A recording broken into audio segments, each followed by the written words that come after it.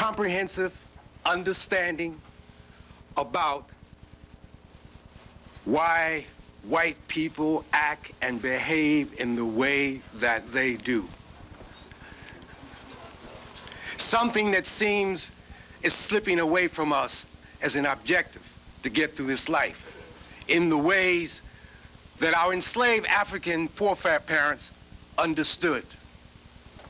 They did not have the formal knowledge gained through public schooling or higher education, but they knew to get through the day, to get through the week, to get through this life, to survive these people, they had to have an understanding of some sort about why they act, why the white man acts and behave in the way that they do.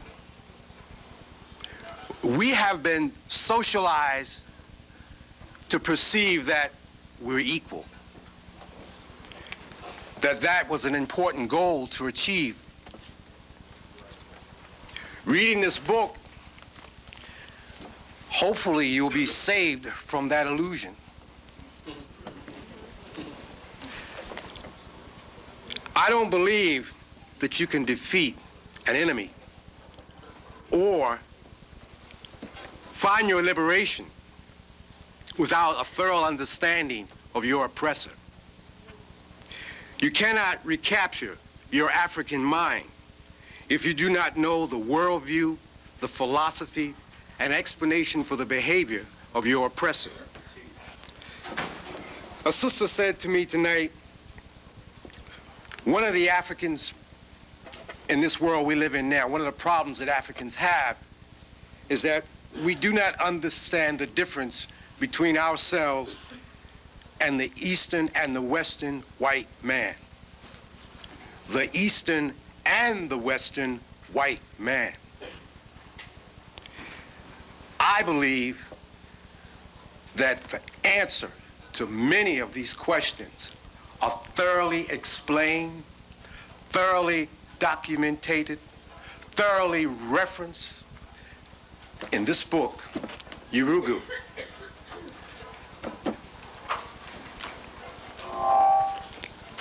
Having studied as thoroughly as possible, and I believe studying isolated and singularly by yourself is not enough. That's why, one of the reasons why I'm a member of this organization.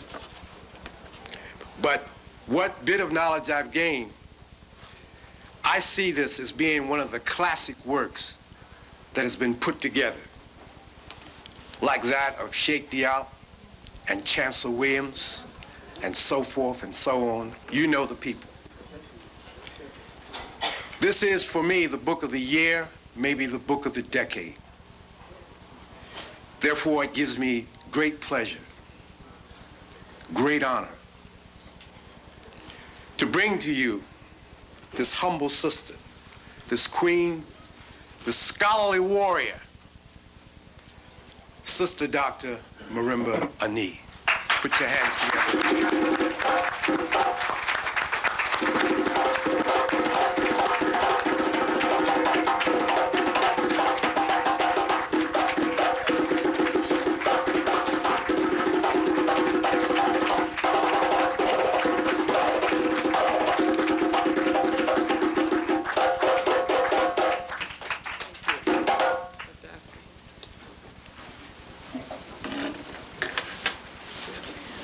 We're going to begin with libation, which we didn't do yet. Okay, so Brother Richard is going to do that. What we will ask you to do in pouring this libation is for each one of you to call an ancestor, one known to you and one known to us all. And that will invoke the ancestors with us.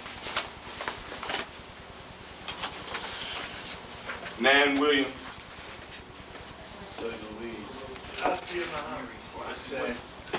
Delphine Douglas Richards. Nahanda. John G. Jackson. Yasantewa. Maurice Bishop. Harriet Tubman. Nanny.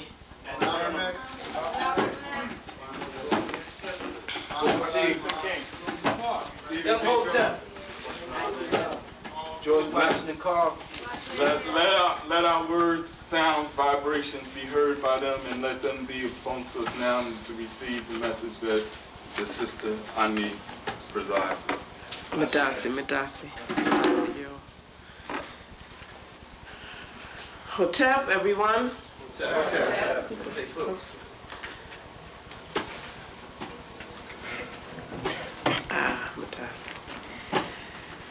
Alafia. Wahom to say. Habari Gani. We greet each other in the languages of our ancestors. We begin to use the languages of our ancestors, and that begins to shape our consciousness as it was meant to be. You can't hear me speak? The drums are interfering with you hearing me speak? Oh, good. I'm glad. Missouri. I say Madasi to the chapter study group of ASCAC for having me here. Madasi is thank you in Tree language of the Akan people, now mostly in Ghana, also in Togo, Asante Sana, and Kiswahili. And I say Madasi to all of you who have come here this evening. It's wonderful to see you.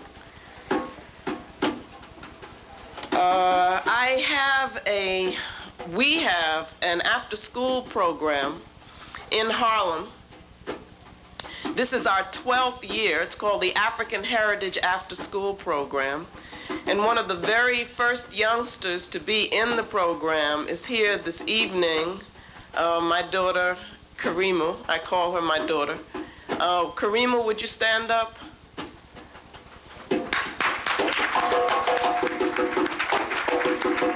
I'm very, very proud of these young people. The very first place that we met was in a little store called Harlem Graphic Arts. It was on 125th Street, and you had to walk upstairs to get to it. Much, much smaller than the room that we're in now. Not really even half this size, because it was very narrow, if you could picture that. Maybe a quarter of the size of this room. And it was owned and run by Brother Amos Wilson. And we needed space, and he allowed us to be there. We would come there on Tuesdays and Fridays for 2 hours each, and we would put up a curtain, and we would sit behind the curtain with the youngsters. They were between the ages of 6 and 10. Karimu remembers all of this. While people would come in to buy books and to do copying and so forth in the front part. This is one of my memories of Brother Amos. So we were close, we worked closely together. He and I, before that, had gone to graduate school together at the New School for Social Research. Amos was, above all, a critical thinker. I mean, I think that was the power of who he was, intensely so. So it is very appropriate that we should be talking about critical thinking, as Brother Richard has said tonight. This Sunday at 4 p.m. on 125th Street in the heart of Harlem at the Victoria Theater, there will be a celebration of Amos, his spirit, and the work that he has given us. So anybody who wants to just take the drive up to New York, just be there. And the community will be there. That's the Victoria Theater. It's in the same block as the Apollo, 125th Street, at 4 p.m. And I do believe that some people are planning to go, so you might want to talk to people after today. One of the things, we call the spirits of the ancestors because we believe that they are a part of our community, that we are not whole unless they are with us, and that we need their energy to make us strong and to keep us focused. So when we pour libation, it's real. It is not just a matter of honoring people and calling their names for that purpose, but it is also calling forth their energy. And we need to understand these kinds of concepts more. We need to get more deeply into who we are. And as Brother Richard said, the African worldview. One of the things that we also believe is that the African life is a process of transformation. We go through a series of transitions in our life. Brother Amos is now beginning a transition, and that his spirit needs our spirit to help him make the transition. So if you can be aware of that, and as we have these celebrations, these ceremonies, that's what we're doing. We're helping that process to take place as it should take place.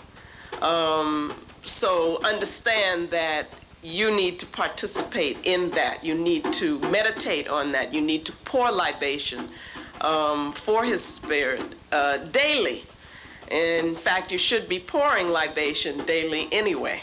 And we can talk more about that at another time. Now, I want to take you on a journey this evening. It will take a while.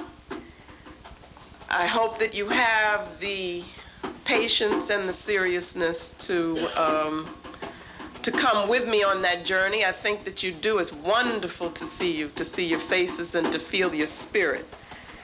So trust me and come with me.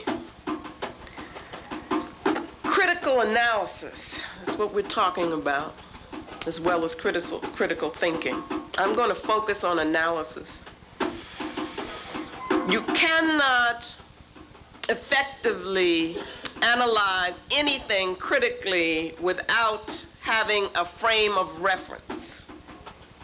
You must begin with a frame of reference, come from a frame of reference. It's where you're coming from. It is your foundation. It's what allows you to think. It is a context, and it is only within the context that things become meaningful. And it is a context which allows you to focus your thought.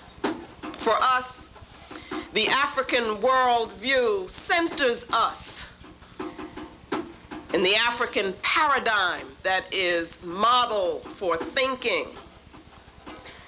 The African paradigm model is a basis for conceptualization. By that word, we simply mean how we think about thought, what we think truth is, what we think reasoning is. So that all critique, all analysis proceeds from a conceptual framework. And we now, as African people, need to consciously construct our own conceptual framework. We have been using a Eurocentric conceptual framework without understanding that that's what we have been doing.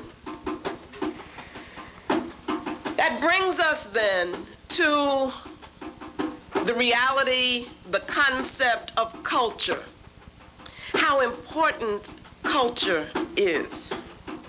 Culture is a context for us. It is where life takes on meaning. It is what gives us order in our lives. It is what unifies us. It is what identifies us, that is, gives us a sense of identity, tells us who we are, what it is that we should be doing. If we were centered in our culture, we would understand that we were at war, that we are at war. But without being centered in our culture, we don't understand that, so we don't know how to behave. We don't know that we need to identify the enemy who has already identified us as victim. So that culture directs our collective behavior and commits us, gives our lives commitment, a sense of commitment, gives us nia, gives us purpose. And it is therefore political. Culture is political. Culture is not something you do aside, something you do in museums. It's not peripheral. It is not tangential. It is the center. Culture is political and it is ideological. Every group of people that are part of a culture are also part of and share a worldview. And that worldview is the way in which they relate to and define reality, the way they understand the universe, and the definitions of reality with which they work and that they use. So the two concepts of culture and worldview are very important. It is how culture relates to thought, and that is very much a part of what it is that we will be talking about this evening. So we want to move then to, just briefly, what is the nature of the African worldview? Why are we doing this? Because we must center ourselves if we are to engage in critical analysis. Where are we going to center ourselves? In the African worldview. In the African worldview, we conceive of the universe as a spiritual whole, as a unified spiritual whole. And it is spirit which connects things, which joins things. It is a connecting force. We understand that as African people. We, as African people, are affirmed by the natural order, and we indeed affirm the natural order. And the natural order is the basis of a ma'atic order, which you know as truth, justice, righteousness, harmony, right order, balance, ma'at. Our universe we understand to be spiritually based. It is life-giving and life-receiving. And so the principle of reciprocity is very important for us. The power that we get through connectedness. That's very, very important. Because what we're going to be doing is contrasting this worldview with the European mindset, with what is called the utamawazo in the book Yurugu. The symbolic forms allow us as African people to reach to the depths of truth, layers of truth. The universe is multidimensional. It is not limited to the outer, to the surface, to the superficial for African people, for the African mind.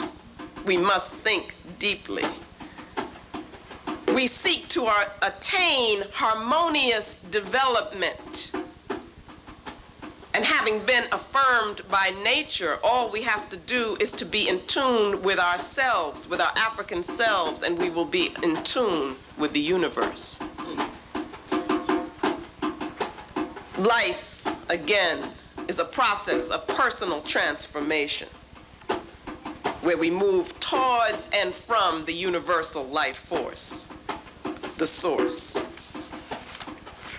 And so these are some of the aspects of the African worldview where the lineal is enveloped within the cyclical and the spiral, so that our sacred concepts are non-lineal concepts. We transcend the lineal. The self for us is a communal self and a cosmic self. It is not an isolated ego. And we are accountable. We are accountable to Ma'at. And we know things through the rhythm. That's right. That's right. Through the rhythm of understanding, the rhythm of feeling, the rhythm which joins, the rhythm of the drum. And metaphor, symbol, becomes the statement of the deepest truth.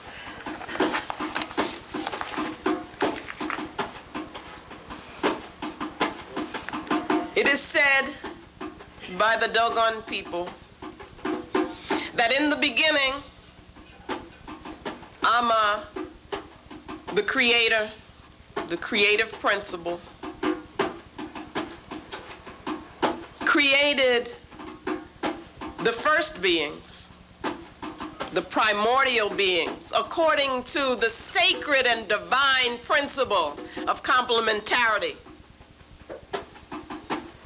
giving every one of those beings a male and a female soul, so that every primordial being had twin souls. But in this process of creation, there was one of these primordial beings who, in his arrogance, aborted himself from the process of gestation. And so took himself away before he was complete, before indeed he had a female twin soul. And he sought to create an earth which was more perfect than that which Ama could create. But as he began to do his work, he realized that the beings which he created were deficient, were incomplete, as he was deficient and incomplete, so that he was unable indeed to create a world in order or in a state of harmony. Realizing this, he returned to Ama, seeking his female twin soul. But Ama had given that soul away. According to some versions of this story, Ama then used that female twin soul in unison with a male soul to perfect Earth. But that soul was no longer accessible to this being. And so he was destined to search eternally for the wholeness, the completion, which could never be his. That being is Urugu. On reading that, I knew that the title of this book had to be Urugu. And I was moved, we were moved to create the conceptual framework that involved the Asili, the concept of the Asili, the cultural seed. And this conceptual framework allows us to unmask Yurugu, to see Yurugu for what he really is, to understand how he works, and more importantly, how he affects us. That is what we need to be about now. So this analysis which we came up with, the Asili analysis I call it, helps us to see consistency, helps us to see pattern in European behavior. It tells us about the logic of the culture, how the culture works. And it helps us to ask the right questions. The Asili approach or analysis in this way becomes a grounding presence, a centering concept. Helps us to understand how Yurugu is different from us. The Asili concept is the key to explain their behavior. And it allows us at the same time to be comprehensive. It always provides a context within which we place European behavior, European institutions, so that we can understand them. The Asili concept allows us to particularize Europe. That is very important, because what they have done is to present themselves to us as being universal. So we're not sure when we're looking at them and when we're looking at ourselves and when we're looking at something which is true for all people. We must learn to recognize them specifically for what they are. We must learn to be able to see their expressions of nationalism. We must be able to recognize their statements of political interest, which they couch in terms of objectivity. We must learn to be able to identify expressions of their ideology, which are their commitments, not ours. So that the Asili concept then is both analysis, in that it enables us to understand various aspects of the culture, and it is synthesis, in that it allows us to bring it all together and to understand it as a whole. The approach then to this study is ideological in focus. It is political. We are at war. It reveals the monolithic or singleness, the monolithic nature of the culture. And we look more specifically at how they have used a concept of truth to promote their own culture and their own nationalism. And then told us that they were being universal. Defined this truth that they created, this so-called truth, in universalistic terms, a phony universalism. Said that it was non-cultural, non-political, or apolitical. And so, again, the concept of objectivity, one of the most pernicious, dangerous, effective concepts that the European came up with. And so what we're going to do now is to move through this analysis.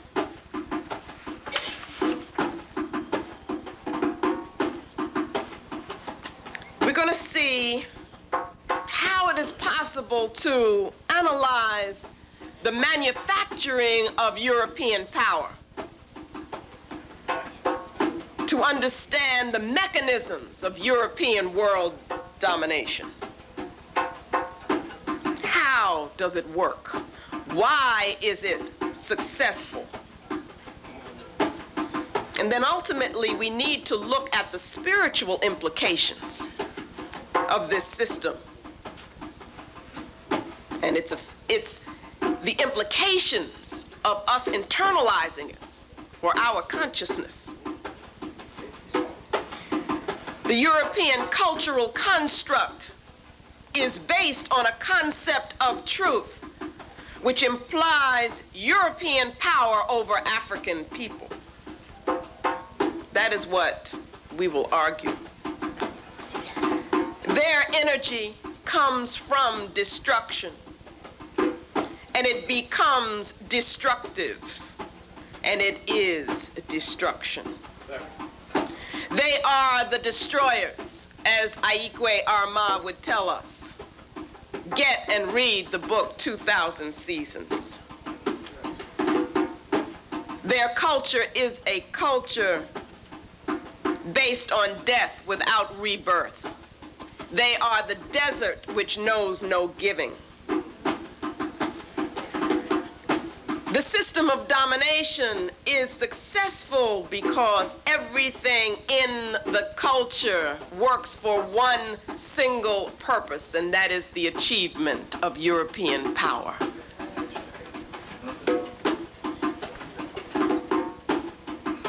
Everything in the culture is focused on the achievement of that power. Everything is for that purpose. It is single-purposed. And power here is defined as power over other. That's very important. That is critical. Power over other. And we have to ask the question, what is truth? For each culture, each people, each race defines truth and the method for reaching that truth. We can have a definition of truth which is spiritual and which is joining. It is possible also to have a definition of truth which is materialistic and separating. They achieve different purposes, and they are for different purposes. The European definition of truth has no spirit, no rhythm. It is conceived in the denial of spirit, and they have no concept of ma'at. They have defined truth in the image of who they are. And who is Urugu? What did we say about Urugu? Incomplete, the incomplete being. As they define truth in their image, then they become the truth.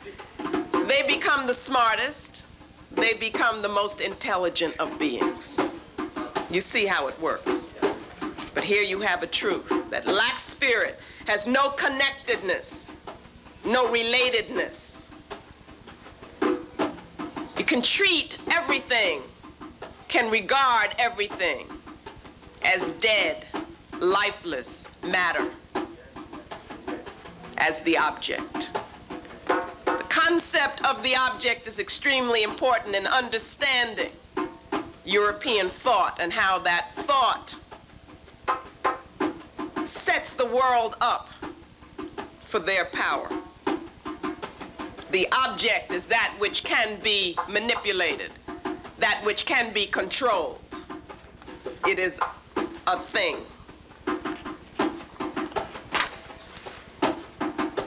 So we're going to look at the relationship between culture and thought. We're going to demonstrate how this Asili analysis works. We're going to understand how Europeans have, through their thought system, restructured reality, restructured the world in their image, an image which is spiritually deficient. Now, if they define truth in terms of a negation of spirit, and we are a spiritual people, then what does that do to us? We will understand European thought as it supports European imperialistic behavior. And so with that, let's get started with the work that we have to do this evening.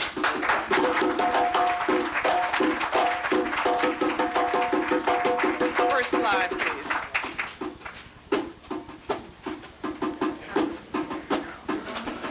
You turned it, okay. What had to happen was that we had to create our own conceptual model. Would it make sense for us to say that we were critiquing Europe and use the concepts that Europe had given us? No, it would not make sense. And for us to really free our minds, emancipate ourselves from mental slavery, as Bob Marley has told us to do, we must create our own models of thought. We must reconceptualize. So here we have a conceptual model based in an African feeling for reality, using metaphorically the symbol of the seed as origin, as essence. Here, the seed is understood to be the logos, or that which explains everything in the culture, the asili. It is that which helps us to make sense of their reality. That which explains how everything in the culture fits. So this is going to enable us to look at European culture from our frame of reference, in our terms. The asili is, in a sense, the DNA of culture. It is the template, the model. It is the matrix, okay, within which the various aspects of the culture take shape. This asili, this cultural seed, once having been planted, if you will, seeks to fulfill itself, and will do that through the various forms of the culture as they are developed.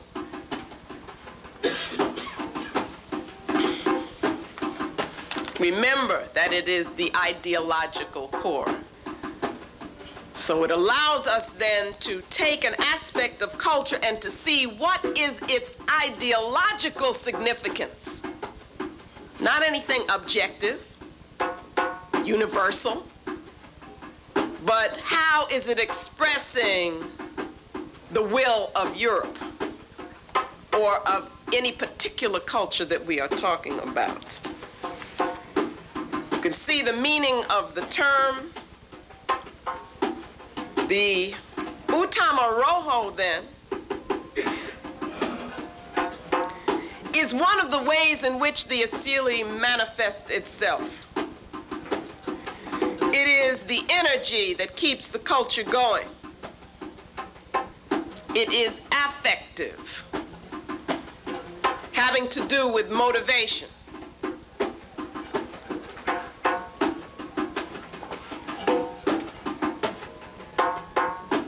It is the will, you can see that, the vital principle. It is the asili as energy. The utamawazo, culturally structured thought, is the way that the members of the culture have to think if the asili is going to be fulfilled. If the asili is going to fulfill itself, then the members of the culture must think in this way. That's the utamawazo. It is important that as we reconceptualize, that we learn to use African languages, African concepts in African terms. Using those terms will help us begin to rethink, begin to return to our centers. Next slide, please. And now what we do is that we take the conceptual framework and we apply it to Europe. In other words, now it becomes specific. And so we seek to identify, well, what is the nature of the European asili? What have we already said about Yurugu? Incomplete being, deficient. So Yurugu then must seek to compensate for that deficiency. Cannot do it spiritually because they're lacking in spirit, right? So they do it in an attempt to experience control, power over other. The term there, entropic,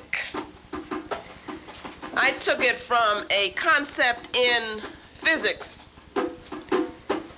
which talks about energy that cannot be used for work. Energy, it's an energy process that moves towards disorder.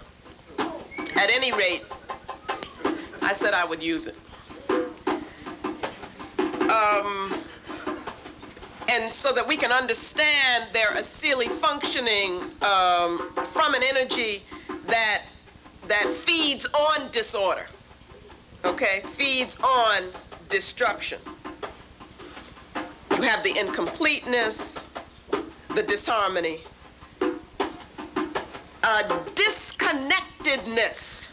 You see, a chronic disconnectedness from the forces which would give a different kind of energy, okay? And then we move then to the Utamaroho. This is an Utamaroho, an energy that feeds off of tension, off of conflict. They can't know harmony. You understand that? Cannot experience feeling of harmony.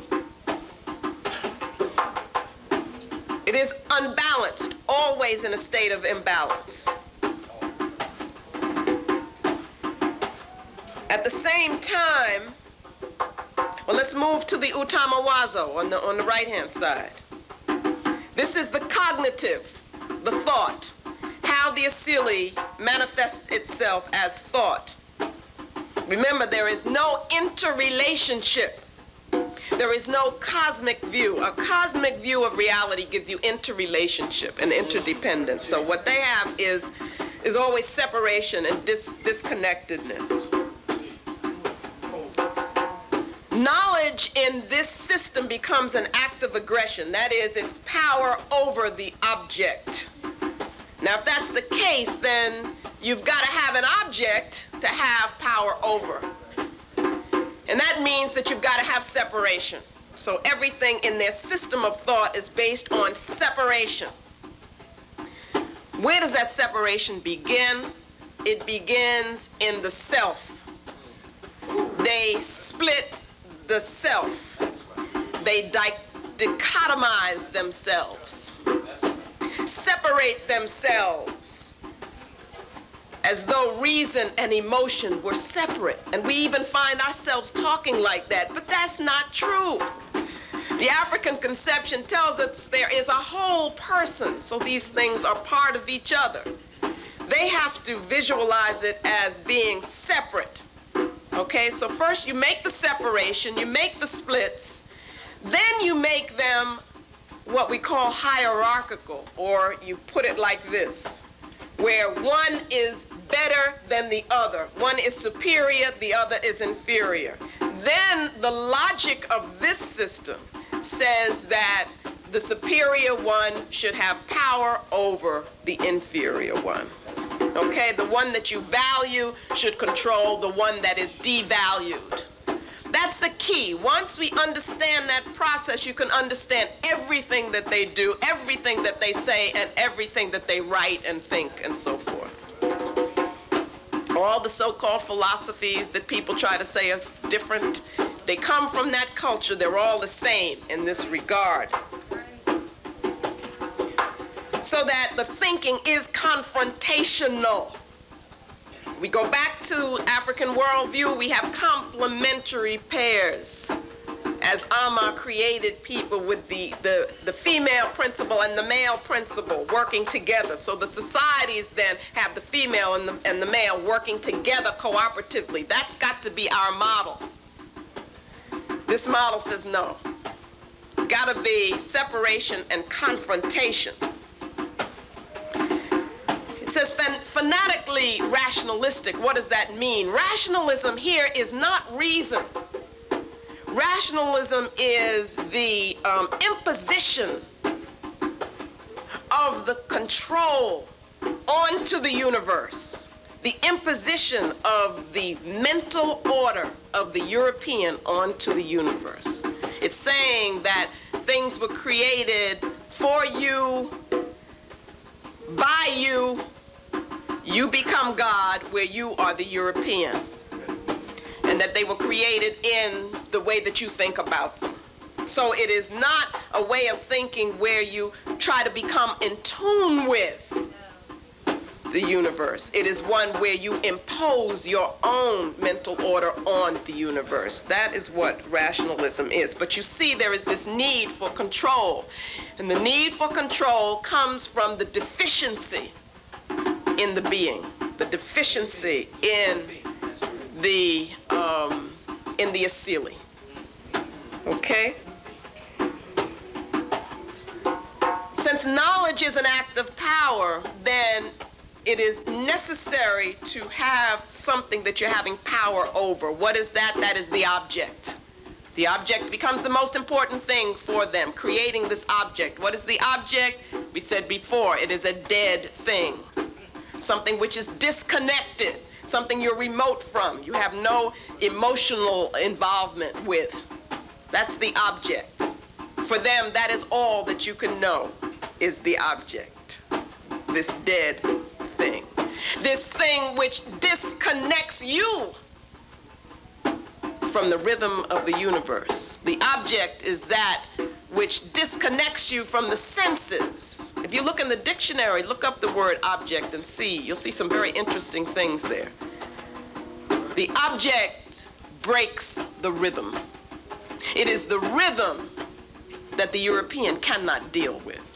And so what they have to do is to reconstruct things so that they have the illusion that, well, I don't have to deal with that. That's okay, and I can know truth. So they redefine truth.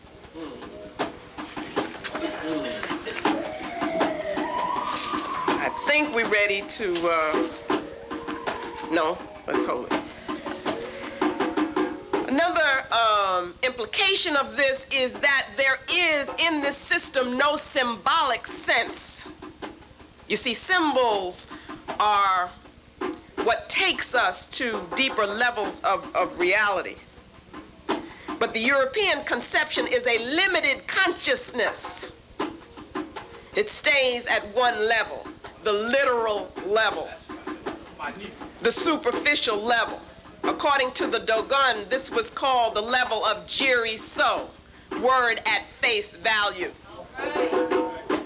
But then for the Dogon people, for African people, you have Beni So, word from the side. That's another level. You have boloso, word from behind. That's seeing through, penetrating. That's another level. And then you have sodai, which is the clear word. And that's a deeper level still. And for the Dogon people, you move, you see, through this process, getting deeper and deeper. Until then, you are finally prepared to begin studying and learning and receiving sacred knowledge, which is the knowledge of creation and how beings in the creation interact with each other and the purpose of human existence. The purpose of human existence. The question which all of European science has never been able to deal with and doesn't even consider to be an important issue. So that without this symbolic sense, without this connectedness, they are unable to move beyond the level of Jiri-So. Okay? And now, let us go to the next slide.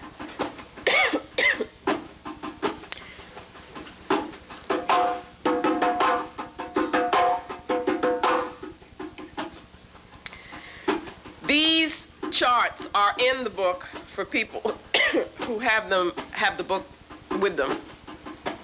At the beginning of the book, this is the first chart. Now, this one is dealing with what I would call the process of objectification. Objectification is what they do to the universe, this restructuring to make it into their image, to make it something that they can control. So let's see what happens here. And by the way, a good background for understanding a lot of this is let the circle be unbroken. Some of you know what it is I'm talking about. It's a small book. You can hold that up. But in that, I'm dealing with the African worldview.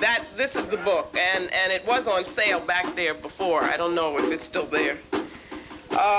Because, you know, we always begin with the African worldview. That's your key. That'll help you. That's the foundation. Okay? Now, let's begin. The universe, we know, is a cosmos. We know that it is spiritual. We know that, okay?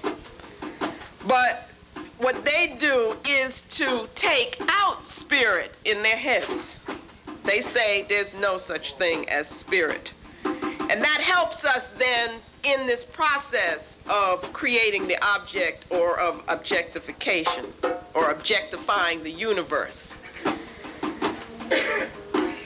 They begin with what they say is the thinking being and take away the idea of spirit. And they say they end up with the knower. And the brother's absolutely right. Descartes says, Je pense, donc je suis, ergo cogito, ergo sum. I think, therefore I am. That's what that's all about. And that's how they identify the human being, minus all the other stuff that's supposed to be there. Reality, they take out of context. You see, it's context which is meaningful. And they end up with a fact. Now, that's what they tell you in school. They say the facts, that's the most important thing. But for them, for the European, that's all that they can know. They say that's the highest. Yet a fact is something that has absolutely no meaning until you put it into a context. Think about that. Yet they want us to identify this thing called a fact with truth. Our truth is much too deep for that. That would leave us at the level of Jiri-So. It's simplistic level, it's a reductionist level that they function on, but that gives them the illusion of control, of power. So then we have phenomena, or the way the universe presents itself to us through experience. You disconnect that, you see, again, from the universe, from a meaningful context, and you end up with this object that is created. In that process, then, according to them, you are able to then be capable of pure rational thought. And it is the thinking being then becomes the European-controlled ego. Now, in that box underneath where it says European-controlled ego, I guess people in the back can't see these slides at all. That's really unfortunate. If you have your books, try to follow along. But the European-controlled ego, the idea is that they are able to control their emotional being. So then we get into that. Like, that's what, you know, you're too emotional. Don't be emotional, right?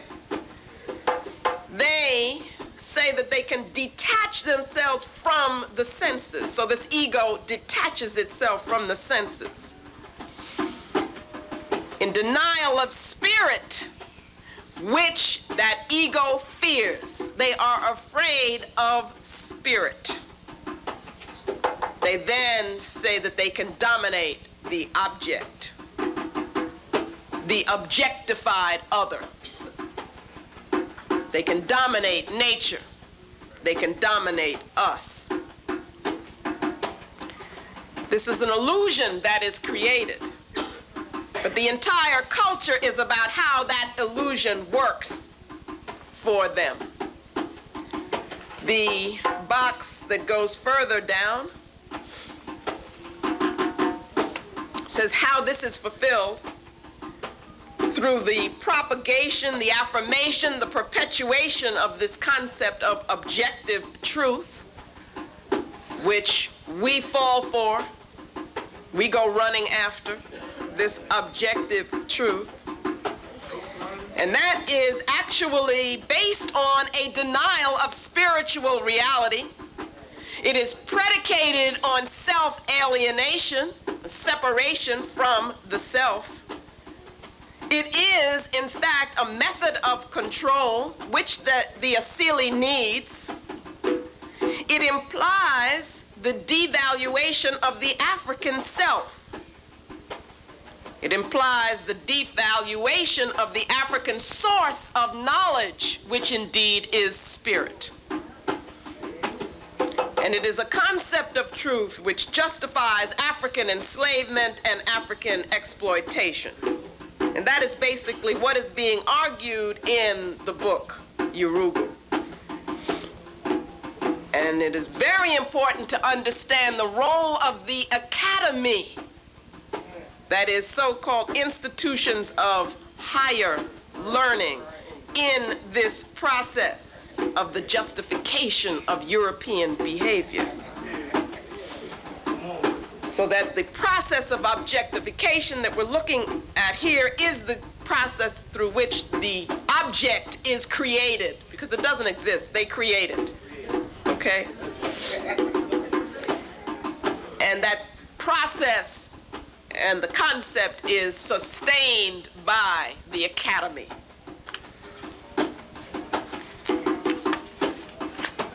This is a closed system, a system which is self-perpetuating.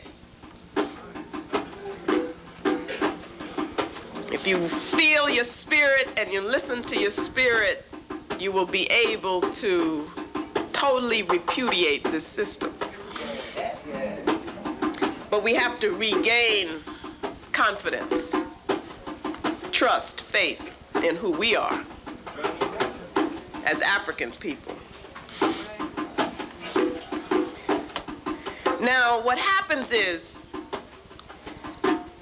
that this Asili is being fulfilled, it's seeking to be fulfilled in a historical process through cultural development. And one of the things that's very necessary is a national consciousness, that is, the development of a European national consciousness. And at different periods in their development, there were different institutions which kind of come to the foreground. All of them have the same purpose, but there are different ones that are focused at different times.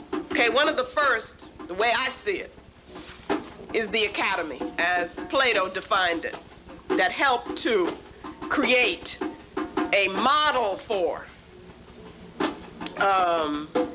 the emerging European national consciousness, because that wouldn't come to totally be until a later period. But this was setting things in place. But then there are other institutions. At another point, the church becomes one of the main institutions within which that national consciousness is developed. Then you have industrial capitalist order, which becomes that. You have scientism as they define it, which becomes that. Now you have this world order that they're talking about in terms of the European community. What is it? The European something community. Economic community. EEC, that's it. What we have to understand is how all of these are expressions of the European asili, the same cultural seed. Let's go to the next slide, please. And so now we will move to what was a very important institution in the development of this. Plato had started the ball rolling in terms of making epistemology, or concepts of truth, making that ideological, which is what he did. Now we would have a statement which would take religion, so-called, and make that ideological. Let me back up a minute. What Plato was able to achieve was to take a way of defining truth and reaching truth and say, this is the only way, okay? Anybody else who doesn't do it this way is stupid. And because they're stupid, they should be controlled. That's what it says. Now we'll have a statement which says, this is the only way to approach, to reach, to relate to whatever you call God. And anybody who doesn't do that can be destroyed, enslaved, and so forth. So we look at Christianity as a core mechanism of the European asili for the achievement of European world domination. If you look in the middle, you see the circles, the asili always in the center. We see at the bottom there this word proselytization. Well, what does that mean? That's about missionizing. That's about taking your ideas and forcing them on other people. That's about a posture that says, you people didn't have any spiritual concepts before we came here, so we are doing you a favor by giving you these. That is a statement of cultural imperialism. And it goes hand in hand with political aggression. It is an aggressive statement. So the Christian approach, posture, was the perfect mechanism for the expansion of European culture in this way, for the perpetration of European imperialism. And Constantine seems to have been the first person to have recognized what a perfect instrument it would be. You have your one God, so you have your one emperor, your one empire, which really represents one group of people dominating everybody else. So the Romans could take this throughout the world, they said. God had told them to do that. And they could bestow these blessings on the people that they would conquer. So if we look on the lower right-hand corner, you see that this institutionalization of this religious statement in Christianism allowed for the expansion of the European cultural self. We have never understood the significance of the European statement of monotheism. The Asili analysis allows us to do that. Why? Because we always see it in ideological terms. You must always ask yourself, how does it fulfill the Asili? What does the Asili do? It seeks European power. So monotheism for them really is about the control of one group of people. It is a model which says, if we can convince people that there is only one true God and we got him, then they got to come to us for that. And in the process, we can enslave them. That's what the monotheistic ideal means in European terms. But we have not understood that. We have not understood that it really means European monolithic control, so that we have been very defensive, trying to prove that we are monotheists. We're ashamed of our people who they call polytheists. We don't even know what those things mean, but we're ashamed of it. Instead of trying to interpret these terms in terms of their posture towards us, which was colonialists.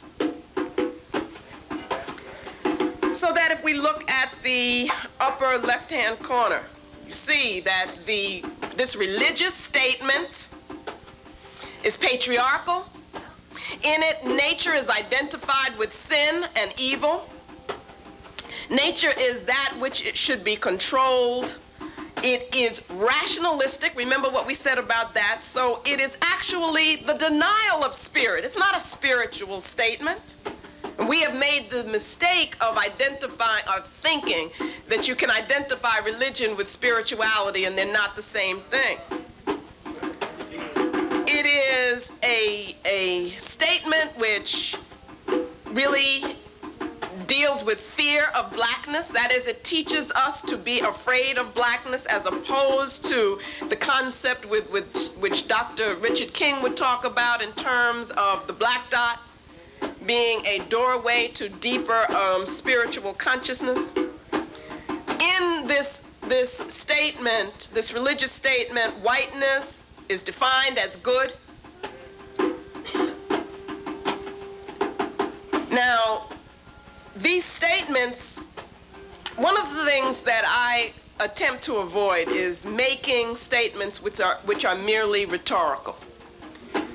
Everything that I say, I not only believe, but to me it makes sense, and I'm trying to make sense of it.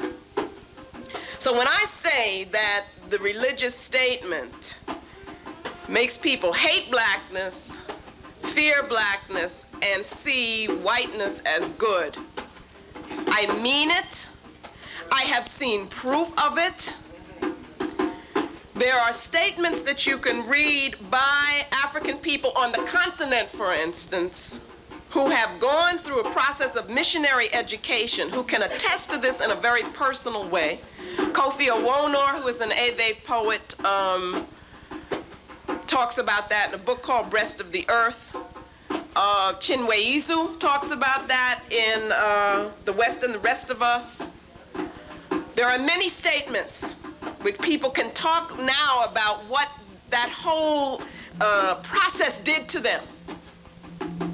But I have just returned from Ghana. And in Accra, throughout the city, are billboards, and I mean billboards, huge, big posters with a Jesus figure, it's supposed to be, that has blonde, straggly hair and blue eyes. This is in a black country. And people can look at this and want to move towards it. want to incorporate it into their consciousness. What does that say about the process that was done to enslave our minds? What does that say about the state of self-hatred? Women, commonly, this is not exceptionally, commonly, in Ghana, I understand also in Nigeria, also in Senegal, I've seen it in Senegal, put chemicals on their skin which changes the color to something that looks very, very sick. It's like an orangish, unreal kind of tone, which is, it's death. They're killing themselves.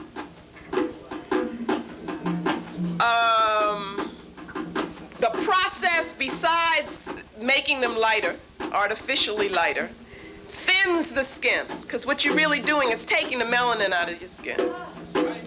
And so, in terms of surgery, if you should ever need it, it can't be performed because the skin can't take sutures.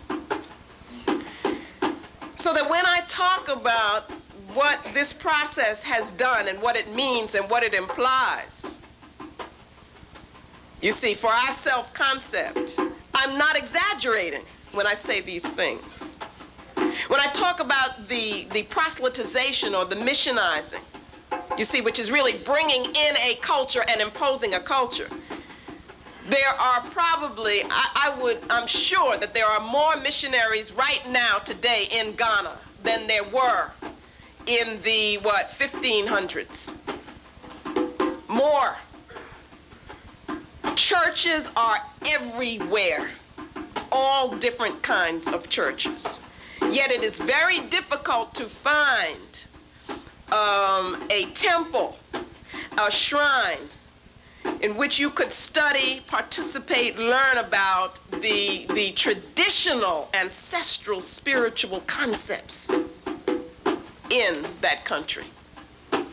That's the reality today. You understand? So then if we go to the lower left-hand corner, we will see that what this institution did was to allow the European to identify who they were and who the other was, who the enemy was. How did it do that? Very simply. They were the Christians. Everybody else was the heathen. The heathen is he and she who can be exploited, can be dominated, and can be destroyed. And so you have a pope who says, go throughout the world and reduce all infidels to servitude. And that has been the role of the Christian church in terms of the European asili, and we've got to understand it. Let's move then to another area.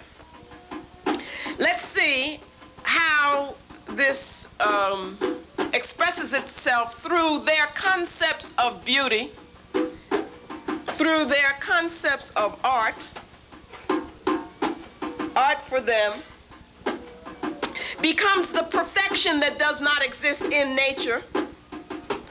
For African people, we are using artistic expression to make connections, to express our connectedness to a sacred realm. Indeed, to express the sacredness which is within us. For Europeans, nature represents disorder. Therefore, you must create that which is perfection, which is non-spiritual. It is external. We can see what it does affectively, that is in terms of feeling, emotion, motivation. We can see on the other side, cognitively, in terms of thought, what happens. But very importantly for us is how it functions, this aesthetic, how it functions politically.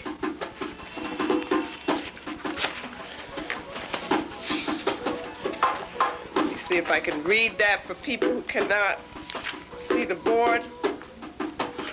The European aesthetic causes self-hatred in non-European people, in African people. It causes our inferiorization. That is, it makes us objects. It makes us regard ourselves as objects. It is the rejection of non-European being. Now, what I like to do is to give some examples of this. We've already seen some, I just talked about some, that are very tragic, very sad. Help us to understand that we are at war without knowing we're at war, which is a very bad state to be in. But I want to give you one example that I really I like to give because it brings it right home. The sisters among us who are not real young may have had the experience of going to ballet classes when they were young. How many people here had to go to ballet when you were young? Put your hands up high. Thank you very much. Okay, you will be able to identify and understand this. So we're going to share this with the brothers and with those sisters fortunate enough not to have had that experience.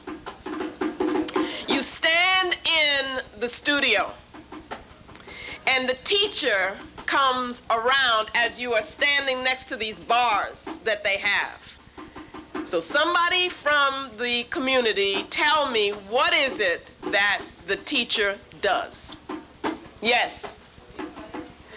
The teacher comes to you and pushes you in.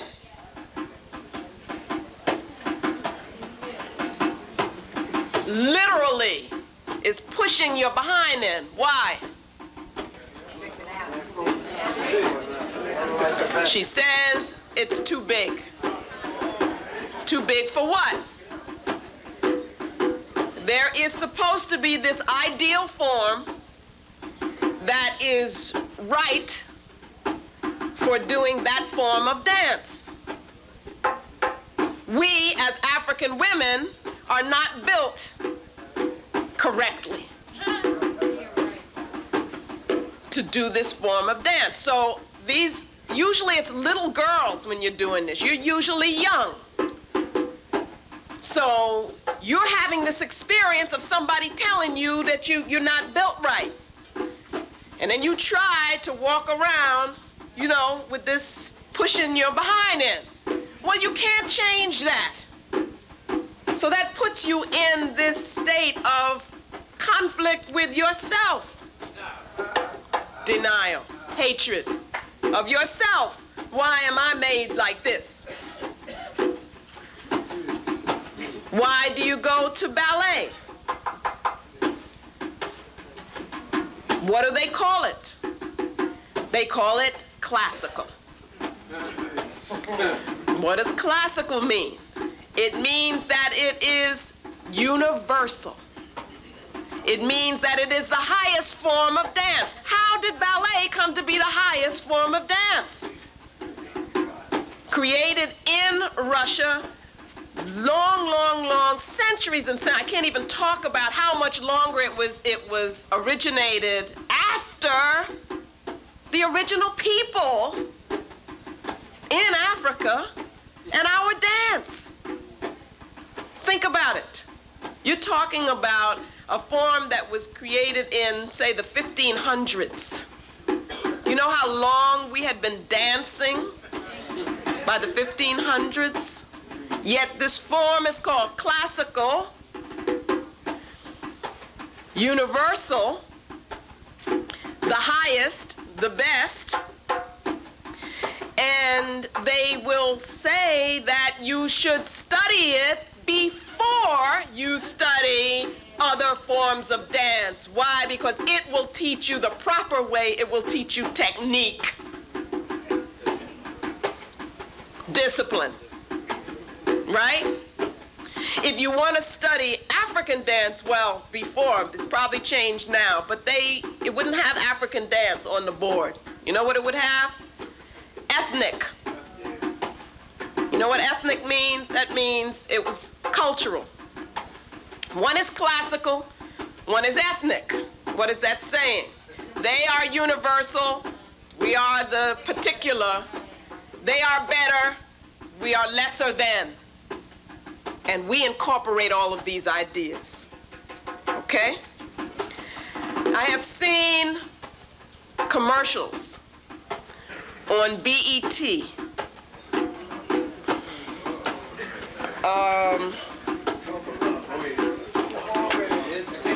I had the name for it. Starts with an R, I think. I can't remember. What is it? Yeah, that's it. And it's a hair something, to do something to the hair.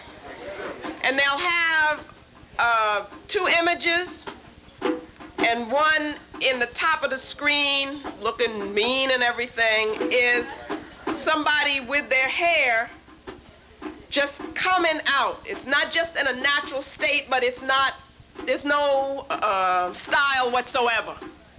Okay, it's not even locked. It's not in a fro. It's just looking crazy. And then they have another image of this person smiling with the slick hair. And you see how those aesthetic concepts are used to control our minds so that we are prepared to be political victims of European world domination. So you see how the aesthetic then is an expression of the Asili. What is the Asili about? European power over non-Europeans, European power over Africans. You see how everything works for that purpose. Everything. Let's go to the next slide, and here we see how important is this concept of self-image and what happens so that the world can be prepared for their power, so that the definitions can be set up in such a way as to facilitate their power over others. You see that their self-image, to be positive for them, must be dialectically related to a negative image of the other, of the African. So that for them to be superior, we must be inferior. For them to be positive, we must be negative. They are subject acting on, we become the object. That which is controlled. So they know who is we, who is their ego. We are they. We are the other. So that relationship is extremely important. And what happens through this self-image is that as we internalize that definition, you see, we internalize a definition of them as superior, an image of them as superior, then it enables them. It enables the European, who is a minority of the world, a small minority of the world, less than 10%, and getting smaller. It enables them to gain the illusion of power over everybody else, while at the same time, as we internalize these images, it prevents us, the majority, you see, from realizing our source of power, which is the very part of us which we are learning to hate, the very part of us which we are rejecting, which we are denying. Makes sense for them to deny it because they don't have it, can't control it. But for us to deny it, we're denying our source of power. So this process of creating these images is very important. I understood it in terms of the discipline of anthropology, for instance, which is very key in supporting the European self-image as superior, the image of Africans as inferior. That whole civilized, primitive dichotomy, that was why anthropology was created, to support that process of self-definition for the European, and to put forth an image of Africans that would support and justify the colonial relationship, that we were not capable of governing and ruling ourselves. Next slide, please. And here, and by the way, for those of you who are reading the book, who have read the book, we're now at chapter 6, 7, and 8. Again, the Asili lacks spirit, seeks power.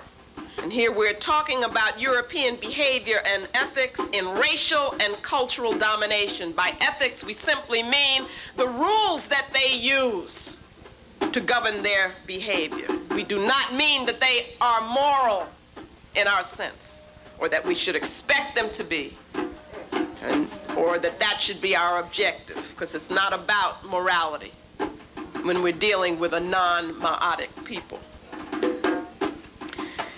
If we look at the left side of the diagram,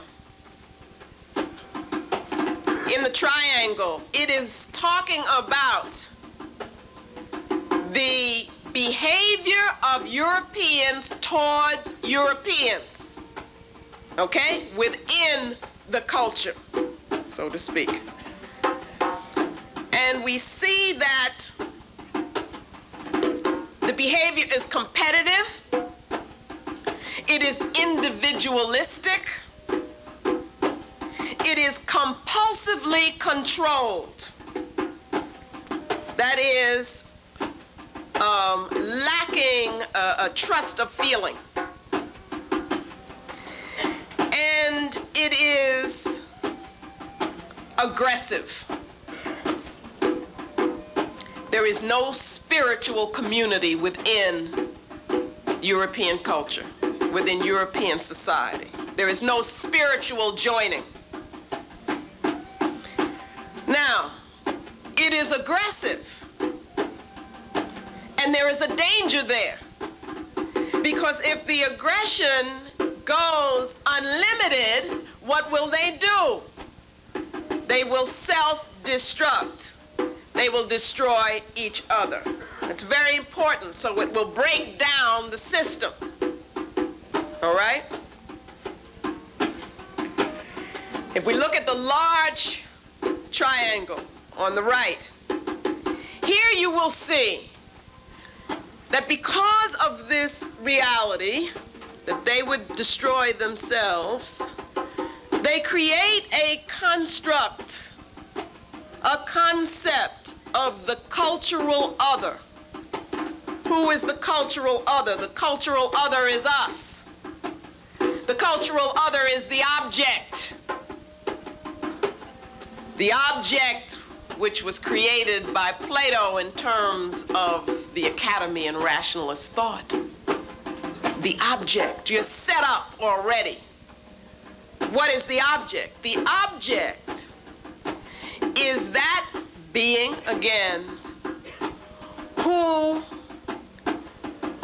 it is okay to be aggressive towards. How aggressive? Unlimited. The cultural other is that group, that race, that it's okay to do whatever it is they need to do for their purposes. There are no holes barred when it comes to the cultural other. You might be limited when it comes to dealing with another European, but when you're dealing with the cultural other, when you're dealing with an African, it's okay to do anything you need to do. That's the way their ethic works. We need to understand that. We have never understood that. We have approached them as though they thought like we thought, as though they functioned like we functioned. So that the behavior of the Europeans towards others, towards the cultural other, can be violent to any degree and is. And we are witnessing that. It is xenophobic. Diop has told you that. Meaning a fear and a hatred of strangers, of anybody who is different from they, because they know what that means. And then Dr. Welsing tells us even more so why. Because of the threat, because of their own survival, because they are this tiny minority of the world. The cultural other can be exploited to any degree, can be destroyed, should be dominated. And so their behavior towards others is genocidal. And we need to understand that. We're still thinking like, oh, they wouldn't do that. Instead of interpreting everything that they do in terms of their asili. And what is the nature of their asili? It's for ultimate control, world domination, European power over other. Now, what happens to us? We don't use that analysis to interpret their words. And so they cleverly, that evil genius, they have constructed what they call, no, not what they call, what I call the rhetorical ethic. They would never call it that.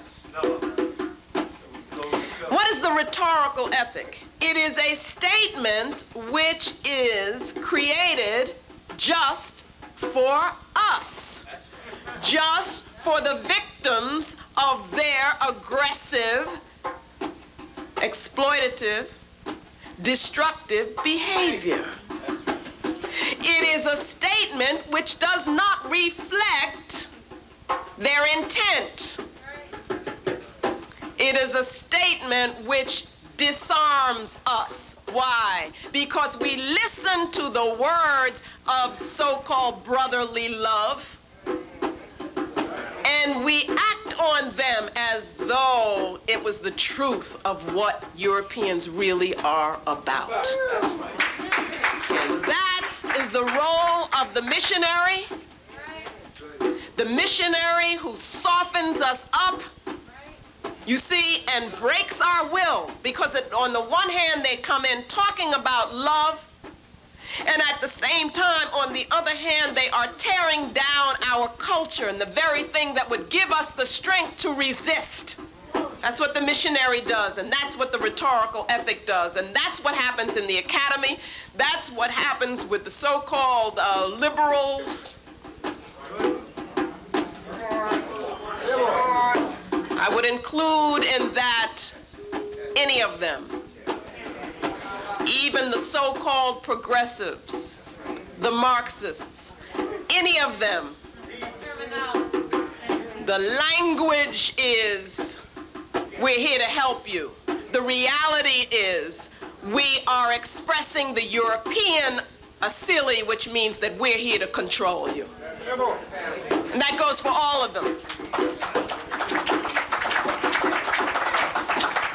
So that the indigenous people here were quite correct.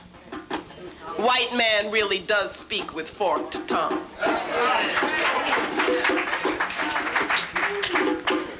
Next slide, please.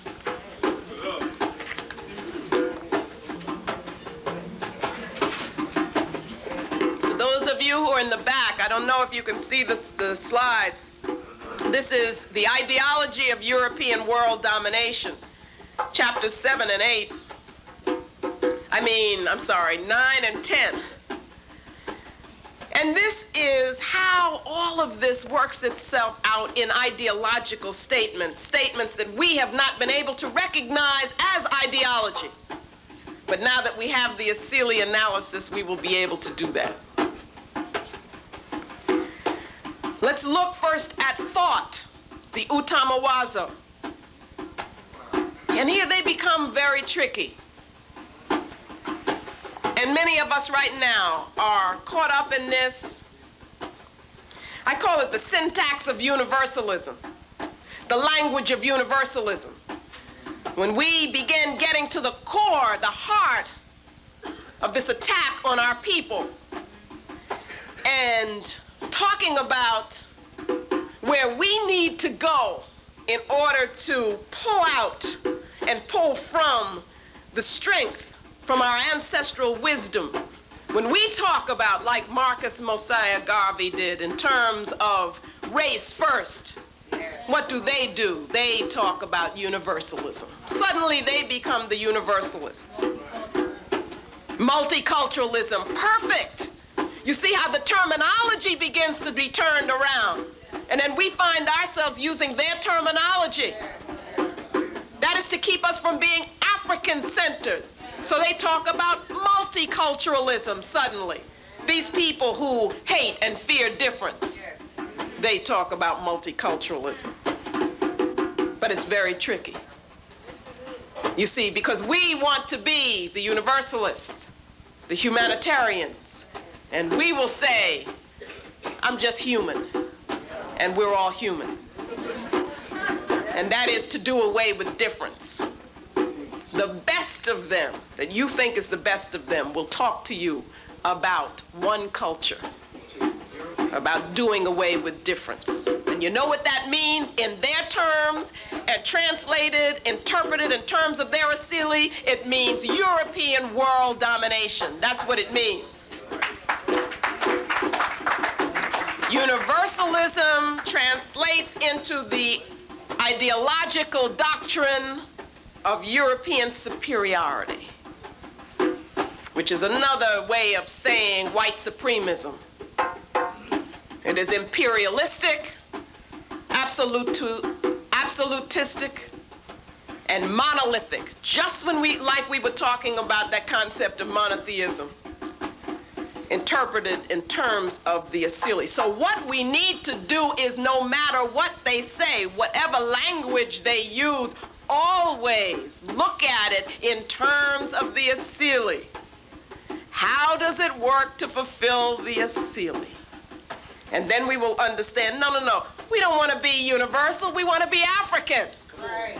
If other people can deal with that, can relate to that, if that can help them, fine. But our purpose has got to be to avenge the spirits of our ancestors.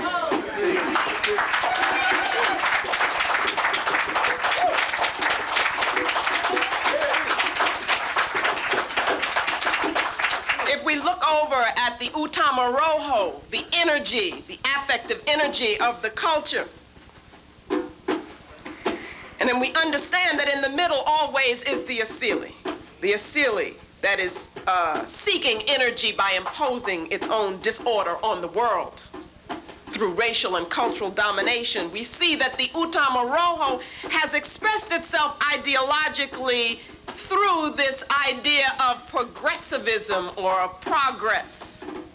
And it has tricked us again, because we sit here even now as I speak, and I know you all want to make progress. You want to be progressive. Yet ask yourself, what is your model of progress? What does it look like? Does it look like the European? Well, this idea of progress was used to justify every act of aggression, every colonial enterprise that the European undertook. The 19th century British Empire, people could talk proudly of the fact that the sun never set on their empire. Proud they were of this. They could say this as if this was a good thing. The British went around the world colonizing African people and other non-European people. The British Museum right now in London is a testament to that. They have a wing that's Chinese, a wing that's Indian, a couple of wings that are African. Right here, huh? They have all of these things which are not theirs, which they've stolen, which to them say, we were great. This was our imperial might. Now, how was that rationalized? It was rationalized because they were bringing progress to the world. That's what they said. And progress meant them. It meant we are making people want to be what we are. Making people want to have what we have. It's a form of cultural enslavement, mental enslavement. It is something that disconnects you from your spirit. And right now, today, on the continent, that is the battle that we are fighting. As we sit here, right now, us, as we sit here with the drum, feeling our Africanness, affirming that and seeking to recover it through the principle of Sankofa. As we sit here and do that, our brothers and sisters on the continent are trying as hard as they can to become European.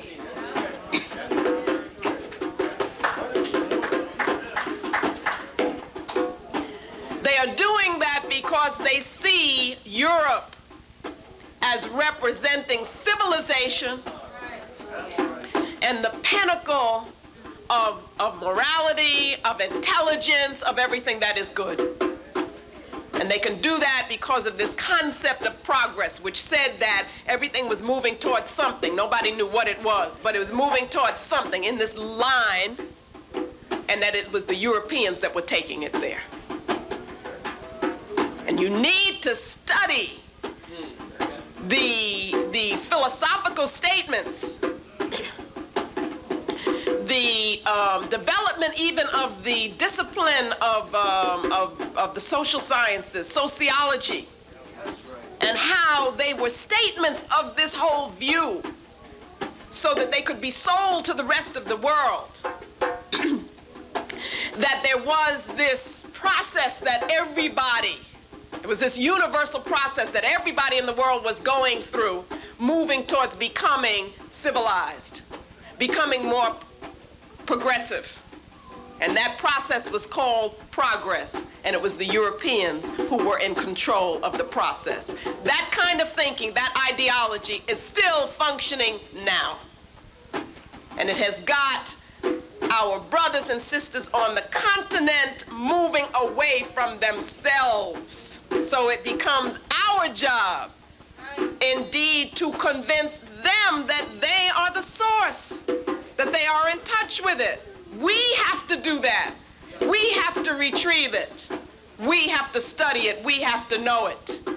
And then we have to teach it. And I was convinced of that even more so when I was there recently. Finally, then, let's look at the next slide, which is an overall statement, a kind of summary of how this all works. You begin at the bottom with the Asili. The asili is pathological. It is not natural, it is pathological. It manifests itself in the Utamawazo and the Utamaroho. The asili reorders the universe through the thought process, the Utamawazo, and is then justified or reinforced by the energy, the Utamaroho. The Utamawazo, the cognitive manifestation of the asili. The Utamaroho, the affective energy of the asili. They are mutually supportive. They are the asili. Don't think of them as separate. They then give birth to these various forms and institutions in the society. So you have institutionalized religion or Christianism, which is anti-nature. It tells you that your natural self is to be overcome. Think about it.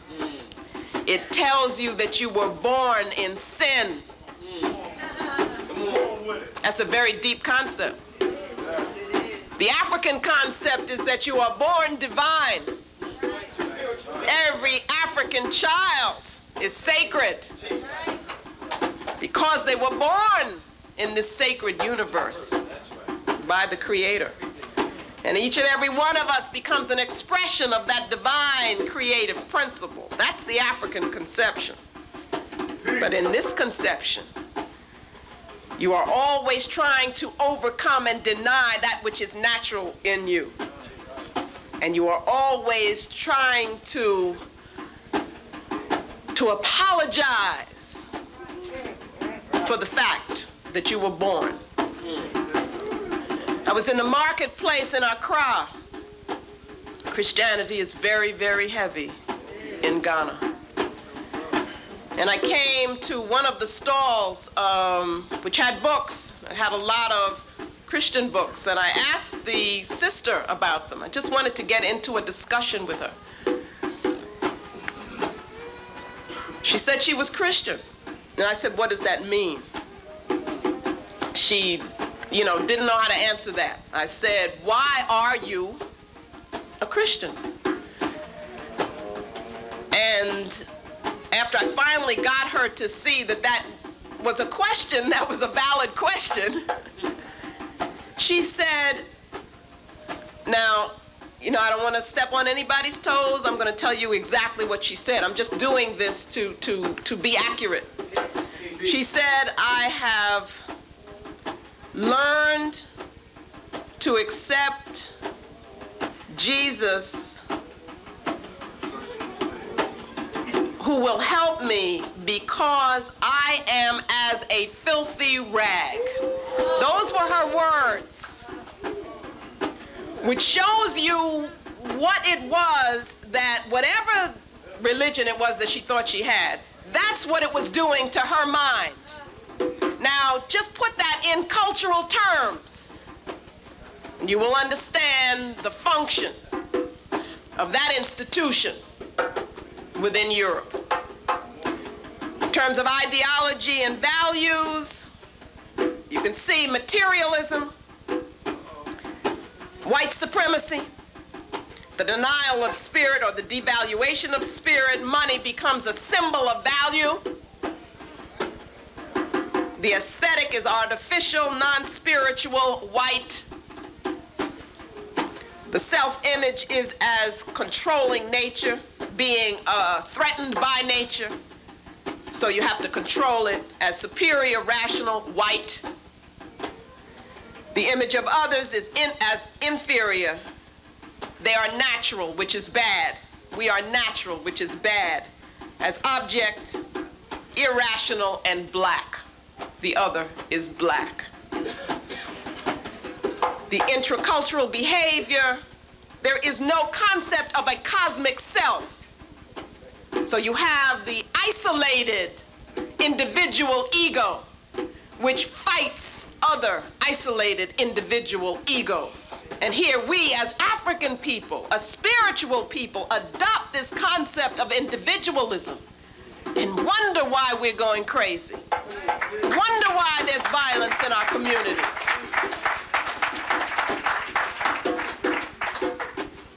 And so behavior towards others is non-human, is genocidal and imperialistic. All of this reinforces the asili, an asili which, lacking in spirit, seeks power to fill the void. And this we have called the tangle of European cultural pathology, which creates the system of European world domination, a system of death without rebirth, based on destruction. The question becomes, if they destroy themselves, what will happen to us in the process? That is a question that we have to address. An important prior question. This system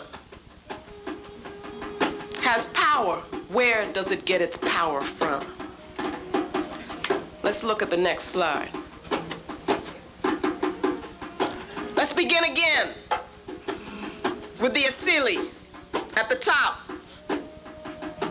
and then move towards the right. The asili needs power, so it creates an utamawazo, which is the way Europeans are taught to think. It defines the universe for the use of European power over other. They then create the system or the process of objectification.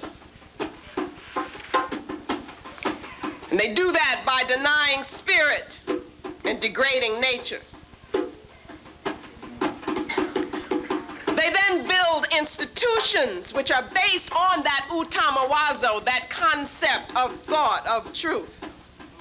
And in those institutions, we are taught, that is, African people are taught. The rest of us are taught to think according to their rules. And so we become educated in their truth.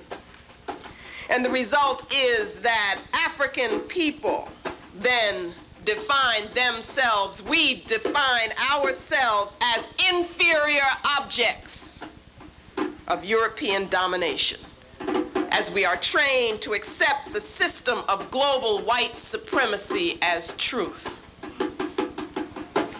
Let's look again at the top, at the asili, which is the origin. It needs power. You move to the left, so it seeks to fulfill itself. And then we have the Platonic discovery of how you could use a concept of truth and make it an ideology by saying it's the only way to know, the only way to approach reality. A concept which looks like them. And so he established the academy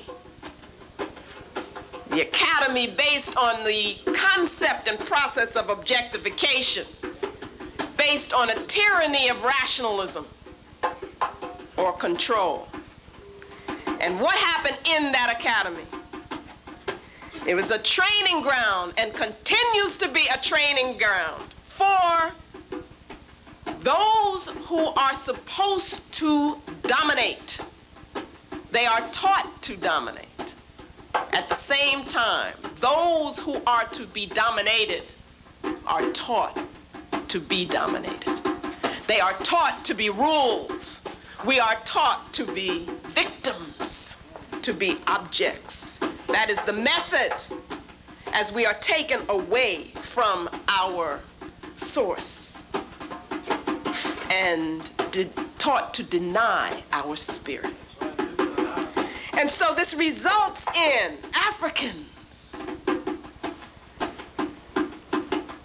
learning to think of themselves as inferior objects, being trained to accept the system of global white supremacy as truth. We internalize their truth in the academy, in nursery schools, in elementary school, through the TV, wherever. We tell their story for them. This is the process of the colonization of the African mind. It is the process of mental slavery and how that comes to be. You can only be a slave if there is a master.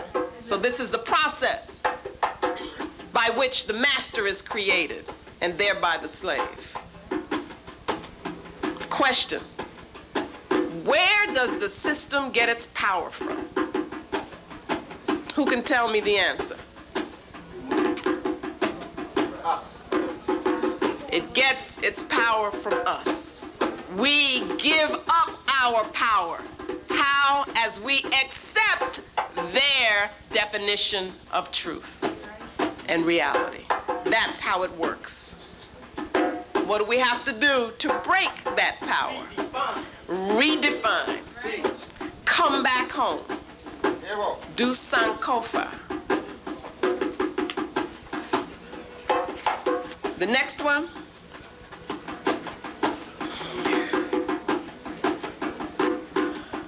Oh, I have that one up there. All right. What that one is about, you can't see it too clearly, but that is about what happens, you see. I really wanted to do another one first, but let's do that one. Now, suppose we focus on the European. We destroy the European, or the European destroys himself. What happens then? Everything's perfect, huh? No. Why? Why isn't it? You are still in balance, so you still have to redefine. All right. Good. Very good, sister. Here's how I see it. I see Urugu as a virus that has infected us. We became host for that virus. Once the virus infects us, then we exhibit behaviors which are anti-African. We begin treating each other not as Africans should treat each other. We are a people in self-denial, self-conflict. We are treating ourselves as objects, taking drugs, eating poorly. We are treating each other as objects, killing each other. We are involved in relationships which are controlling, which are exploitative. We have forgotten the sacred mother principle. So we are out of balance. We have taken on patriarchal forms. We deny the spiritual. We have no time for the spiritual. We do not incorporate the spiritual in our organizations. Our organizations are hierarchical. They are about ego. Leadership is about ego. Leadership is not accountable. There is no system of accountability. We believe only in an academic concept of truth and think that our children's learning takes place in school. So our children are taken away from us. So our children can be good at math and then totally irresponsible. And we think that's being smart.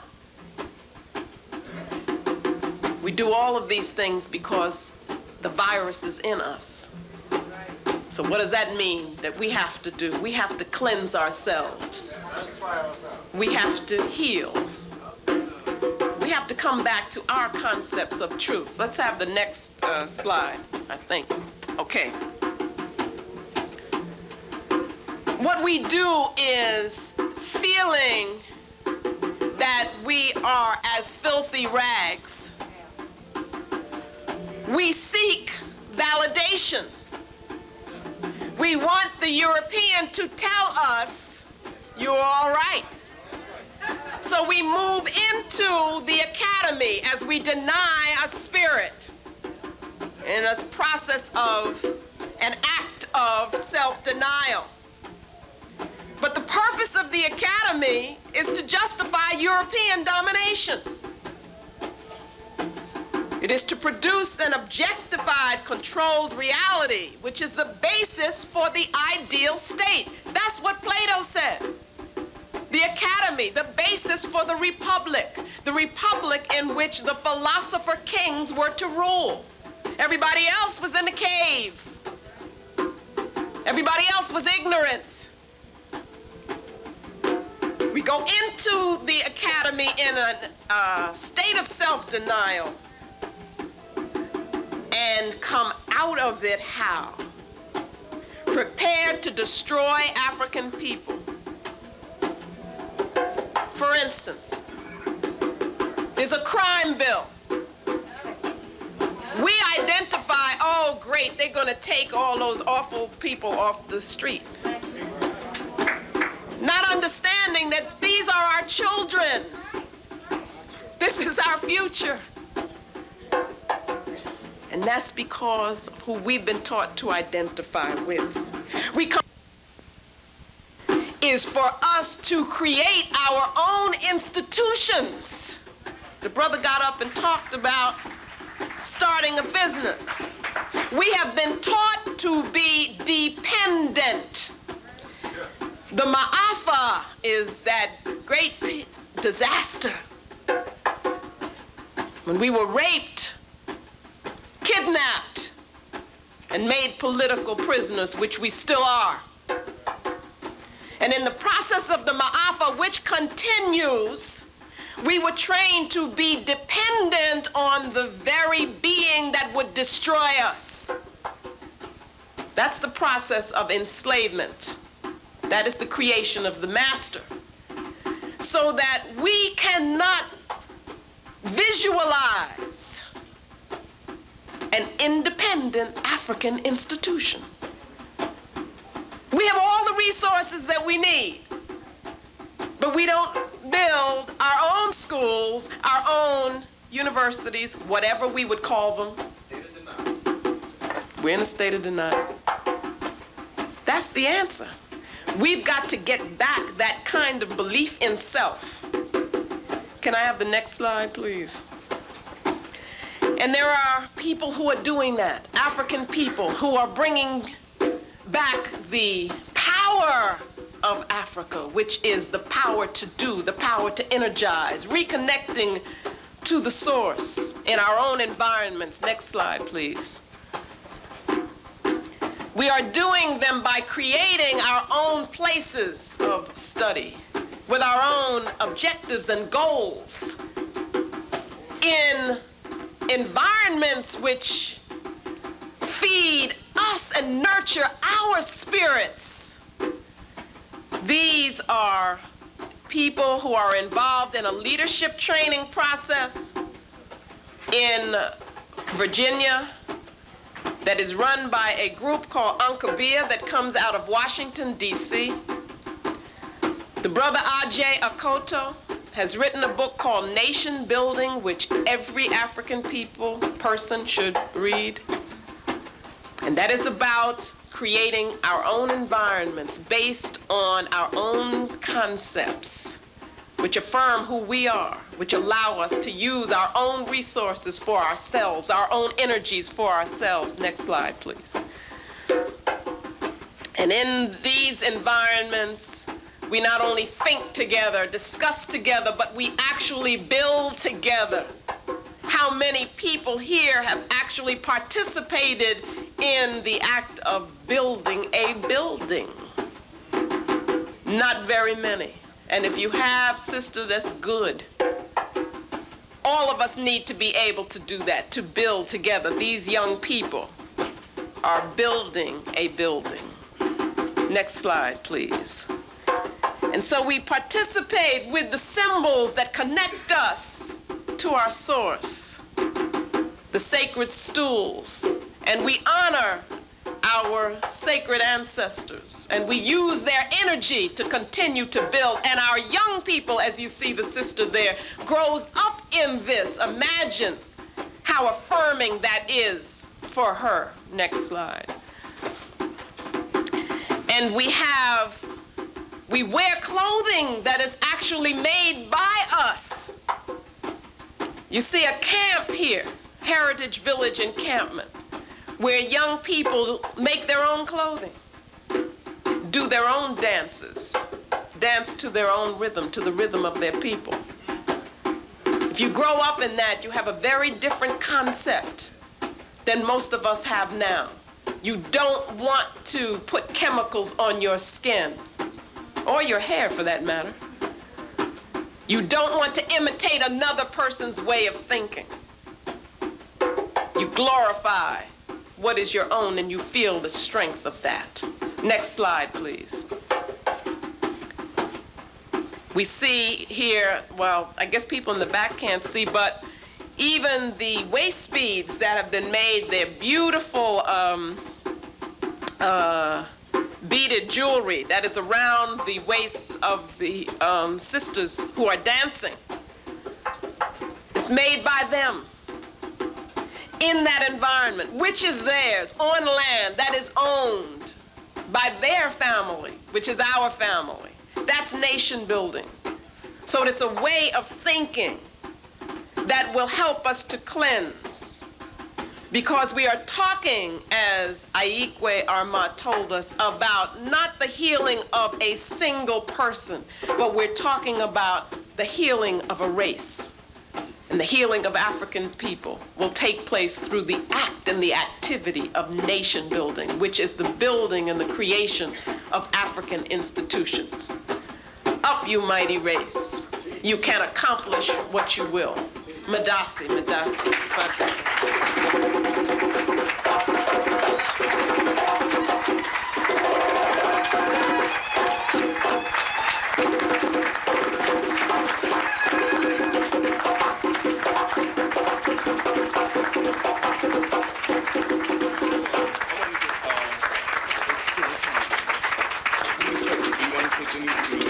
I'll take questions, How sure. long do you want to take questions? What time is it?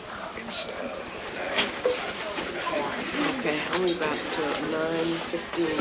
Yeah, then I gotta change and then go to the, You want to leave at 9:15? I wanna start getting ready at I want to 9:15. read this here. Sure. Amos book. Okay.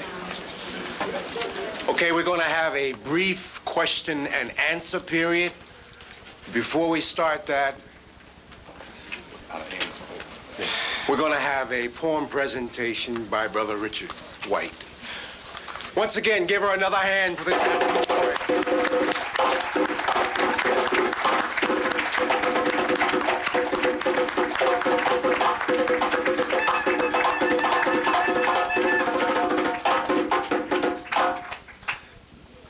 This poem is by Amos.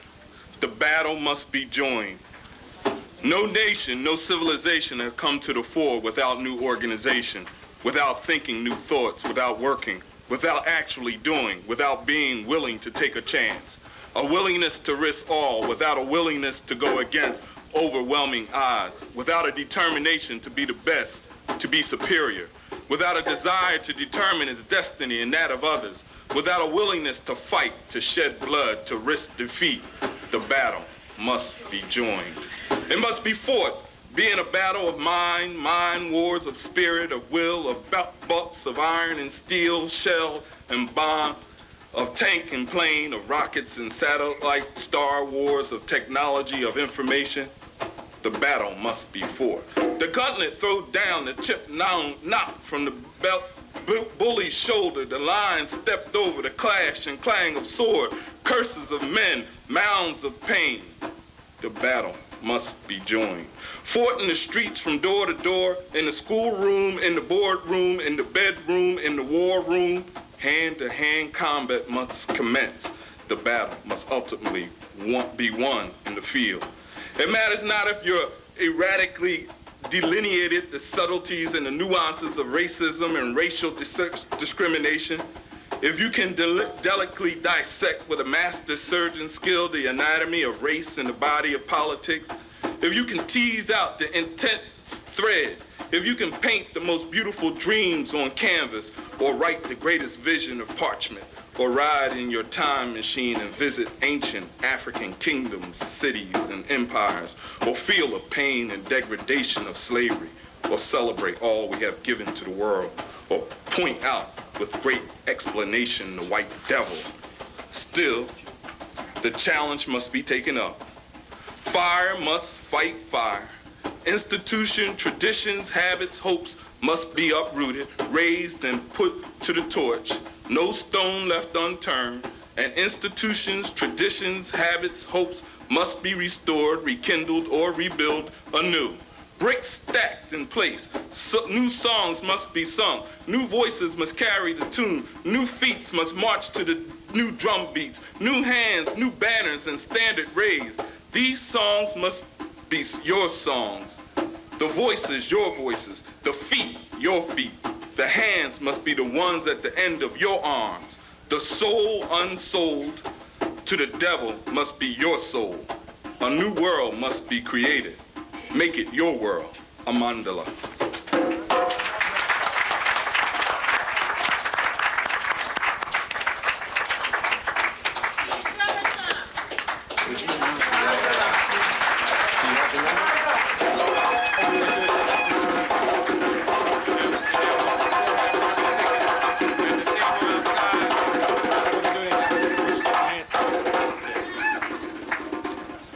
All right. Let me announce that there will be a raffle, but that will be conducted after the question and answer period. Very quickly, I would like to read an announcement for our next program. The Philadelphia Study Group of ASCAP, the Association for the Study of Classical African Civilization, will host an open house for the purpose of forming more African-centered study groups. February 18th, 1995, from 4:30 p.m. to 5:30 p.m. here at the International House. If you need additional information, you may call 549-8248 or 549-6108. I repeat, 549-8248 or 549-6108. There are a number of other announcements of other African organizations that have a number of programs coming up in the next few months. I don't have time to read them all right now, but I strongly urge you to pick up a copy of their flyers, which are on the tables outside there. Now, you've had a very meaty meal here. Hotel? Let me urge you to continue this process to recapture your African mind, to understand your oppressor, and to get on the road of liberation by taking a look and purchasing some of the books we have on the outside on the table there. Many classic works are there, including some of the good sister here. Not only was Urugu a classic work, but there's a little tiny volume there called Let the Circle Be Unbroken. Now, there's a book, it's really tiny, but it is compact with incredible information about African spirituality. A word that seems to be very confusing out there because Europeans are talking about spirituality. They damn sure are not talking about what we're talking about.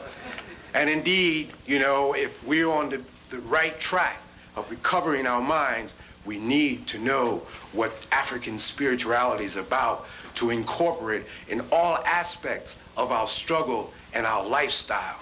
It is, in fact, one of the factors, one of the traits that we will be looking for in each other and looking for in our institutions as to whether or not you're on track. Brothers and sisters, let's welcome the good sister back to the microphone for a brief question and answer period.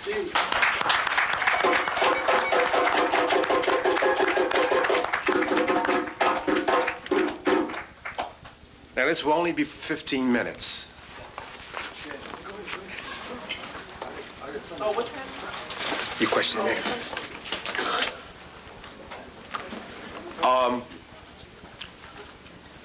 If you can, please come to the front because we don't have any microphones there, and speak loudly and clearly so that the entire audience can understand what you're saying. Thank you. There's a brother, he wanted his book signed, going back. Don't go anywhere. I'll do it as soon as the questions go. Okay? You want to recognize people? 1, 2, 3. I just want to say thank you very much Oh, for being Madasi. here and Thank you. bringing us this wisdom. Would you just tell me what you meant by Jerry So, Benny So, Bolo So, and I just wanted to make a comment when you were speaking of that they will self-destruct and break down the system, and I just wanted to bring it to the fore. One of the things they approved the NAFTA trade agreements, and within just a relatively short period of time, they're ready now to give a $40 billion loan. So that's part of their own self-aggression and their own ways that they are beginning to self-destruct. So what will happen to us? It's up to us to build our own systems, our own schools, et cetera, et cetera. Right. Those terms come from the Dogon system of the process of knowledge. And I said, Jerry So, they've translated as word at face value. Benny So, word from the side. Bolo So, word from behind. And So Dai, the clear word. That's the translation. That's in the book. Some further discussion on it? No. No. I do that other places, and I've done that in lectures, because I interpret them. You can try yourself to then interpret what each would mean. I have a chart I could show you later that elaborates on them. Okay, thank you. What I've been doing is I just started doing workshops on the book, and that's one of the things that I include in the workshop. So if people are interested in that, that's something you can organize and then, contact me to come in. Thank you. You're welcome. Second, people in the back. The question. Okay, sure. All right.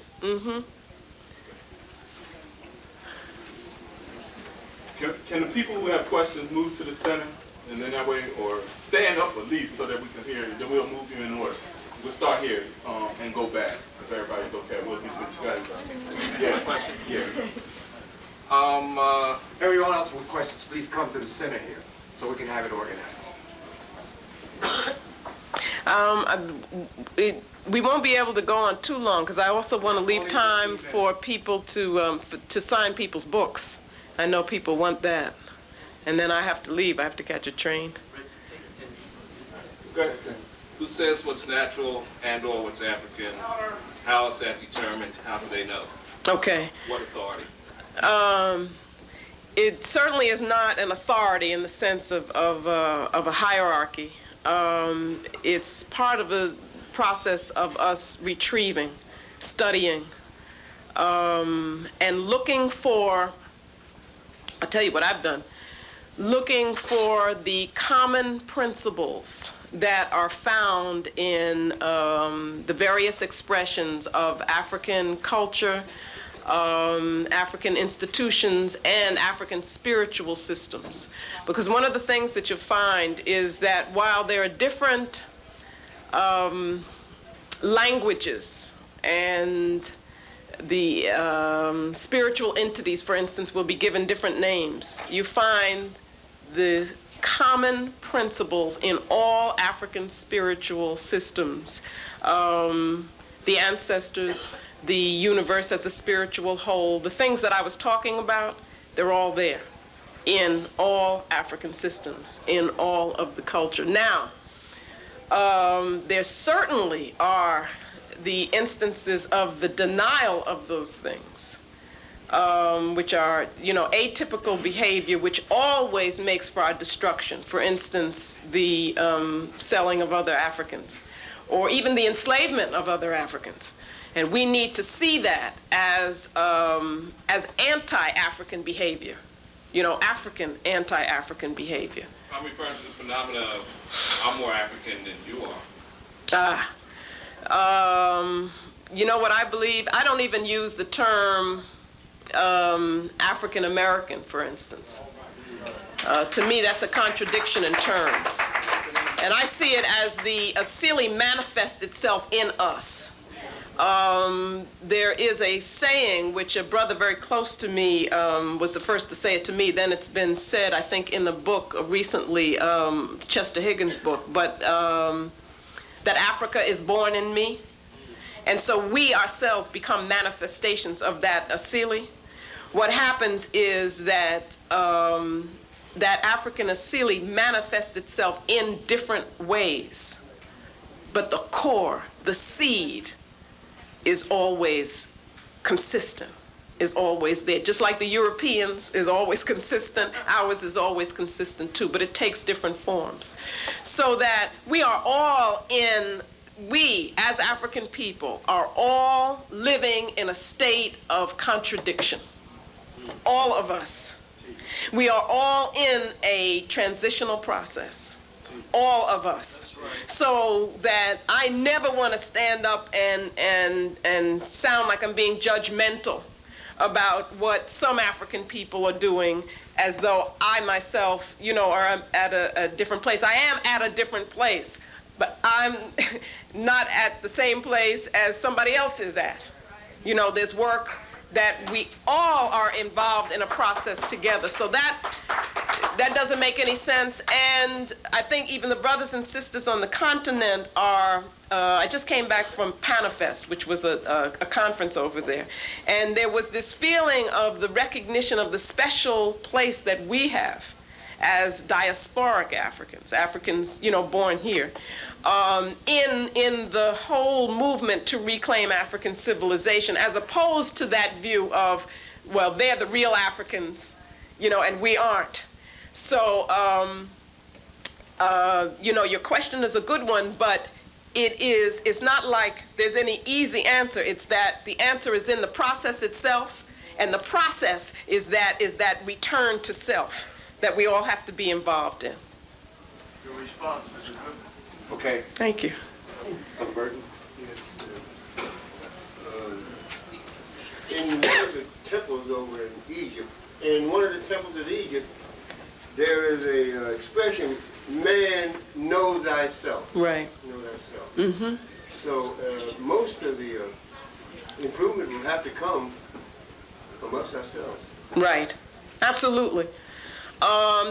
The comment was the inscription on the temple in Kemet, know thyself, that comes from us. And what is meant by that is that we are a microcosm of the universe, that the principles of the universe exist in us. So that in studying ourselves and knowing ourselves, we come to know the universe. And the same is true as we study the universe, we are coming to know ourselves. And that's what that's about. It's about the connectedness again. We have only time for maybe 2 more questions. It's 9:10. I want to make a comment as well as a question. You mentioned about nation building. Yes. Okay, I'm in agreement with that. Yes. I think a lot of us agree with that too. Yes. But I also believe that it takes a great deal of money to establish programs and projects that would benefit us. Mm-hmm. Now, Mm-hmm. I also believe that we have a number of African Americans who do have the means to do that, Mm-hmm. but they may be afraid to Mm-hmm. because, now I'm going to have to ask the question, how do we do that without becoming, how would I say, interfered or developing a paranoia or by the establishment? Mm-hmm. Okay. And, at the moment we do that, we become sabotaged. Okay.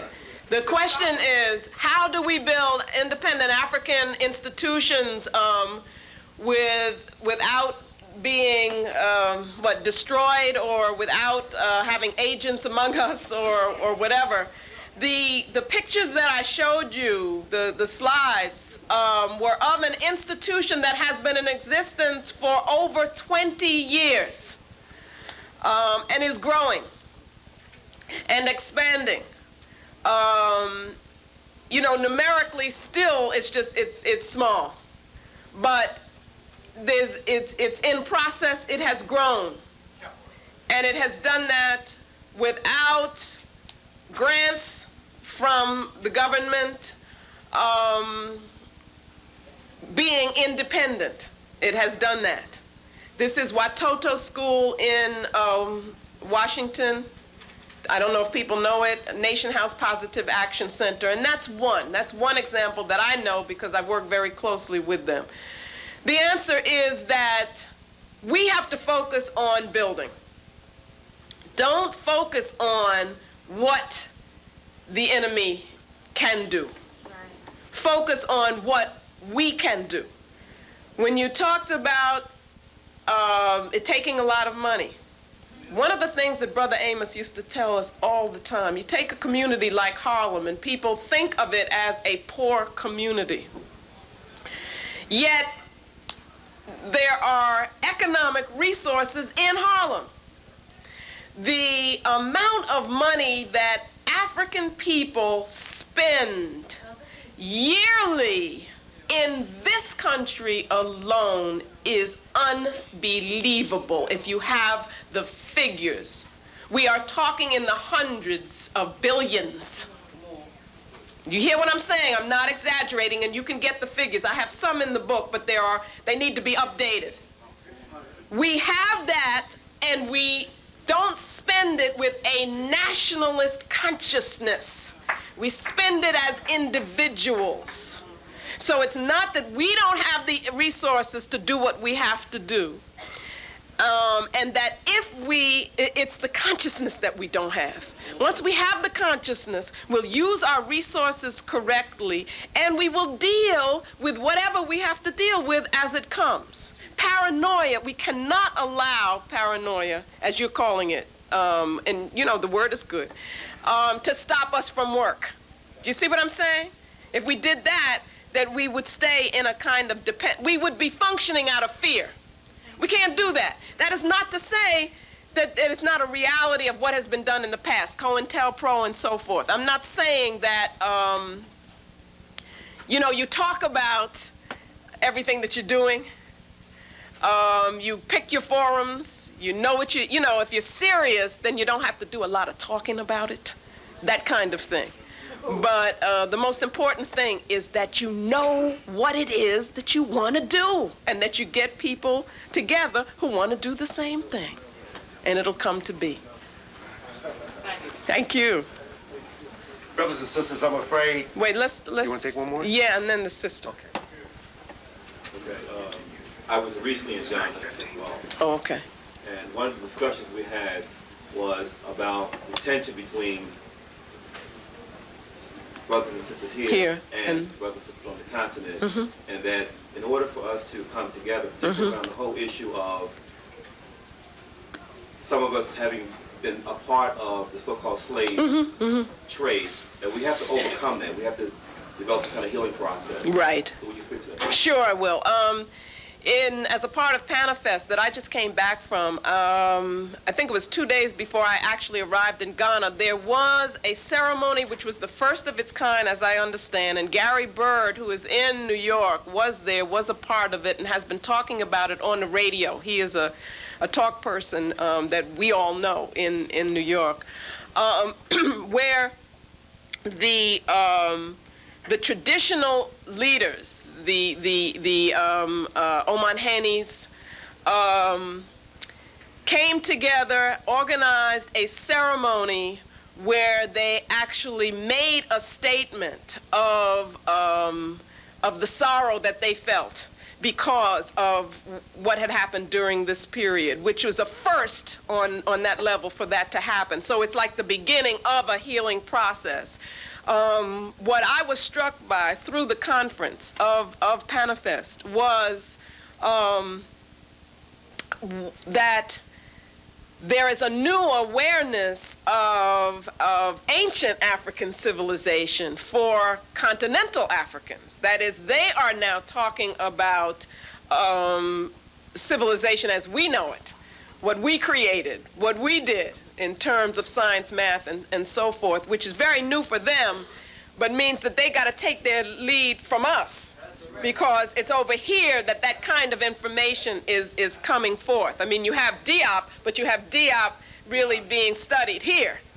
So that what I was seeing was that the beginning of that healing process is beginning to it's taking place. Haile Gerima was there. He was given a very important role. So he addressed the entire body.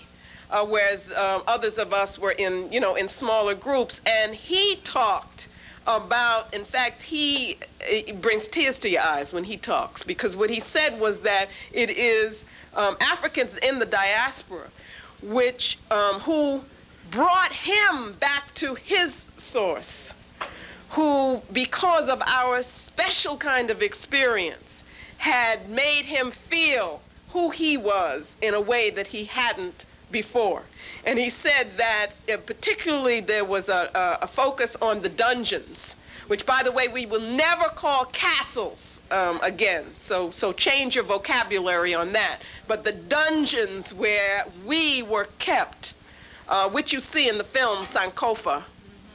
How many people have seen Sankofa? Excellent. Okay, that's a good basis. So I'm talking about the brother who made the film, but he says, he was telling the brothers and sisters on the continent that they have to listen to us in terms of the significance of those dungeons, because we bring to them an experience which they could never know. And just in hearing him talk about that, he also talked about this deep love that we have for Africa, in spite of rejection, in spite of all the things that we have gone through. We continue to have this relationship. We won't be turned back in terms of having to reclaim Africa, and so that we have to teach the African world. So I agree with you that it is necessary, the process, but I also feel, what I came away feeling was that the process is at least recognized that it has to happen. So, and that's a beginning. That's a beginning. Yes, last question. Hi. I attend a predominantly white school, and my question was, I'm trying to adopt your ideas. So when this white person that's going through their vibe, their essence, they're dressing like me, whatever, comes up to me and says, how can I be black? How can I be you? Right. And I say, first, you got to deny your little selfish values, and, you have to get a little, I don't know what they call it, but, soul, and your European Asili. I don't know what to call them after that, Okay, the question is, when this European comes to her and says, how can I be black, what does she say? The answer is, you never, ever try to tell them how to do that. Ever. Okay? That posture towards you is a posture of superiority. It's a posture which is self-serving for European people. It's a posture which perpetuates European power. If that person is talking about his or her political intent, if they really want to do good, then they need to leave you alone. They need to go back to their people and deal with the work that their people have to do among themselves. And I'm not saying, by the way, that I'm not talking about hope for them, because I'm not the least bit interested in what can happen with them. Because as far as I'm concerned, that Asili is what it is and it cannot be changed. But what I'm saying is, I'm looking at, you have to understand, why is this person talking to you? Why would somebody say to you, how can I be black? Do you understand? That's a denial of what it is that they are. And that's what they're trying to get you to do. The thing that happens, because I went to a white school too, what they try to do is to come at you as an individual and try to get you to regard them as an individual, you see. And for you to do that, if you start thinking, oh, well, this is a good one, then what you're doing is you're not thinking politically anymore, and they have disarmed you. Always think in terms of the Asili. It is consistent and goes for all of them. What you need to do is to focus on your people. You're in a bad place, which is a white school. Many of us are. So you go there very focused on what it is that you want to get out of there, and you get out of there. And then you come back home. Okay? Thank you. I got to make sure they're all here. Where's the carousel? Again, let me apologize for my ignorance.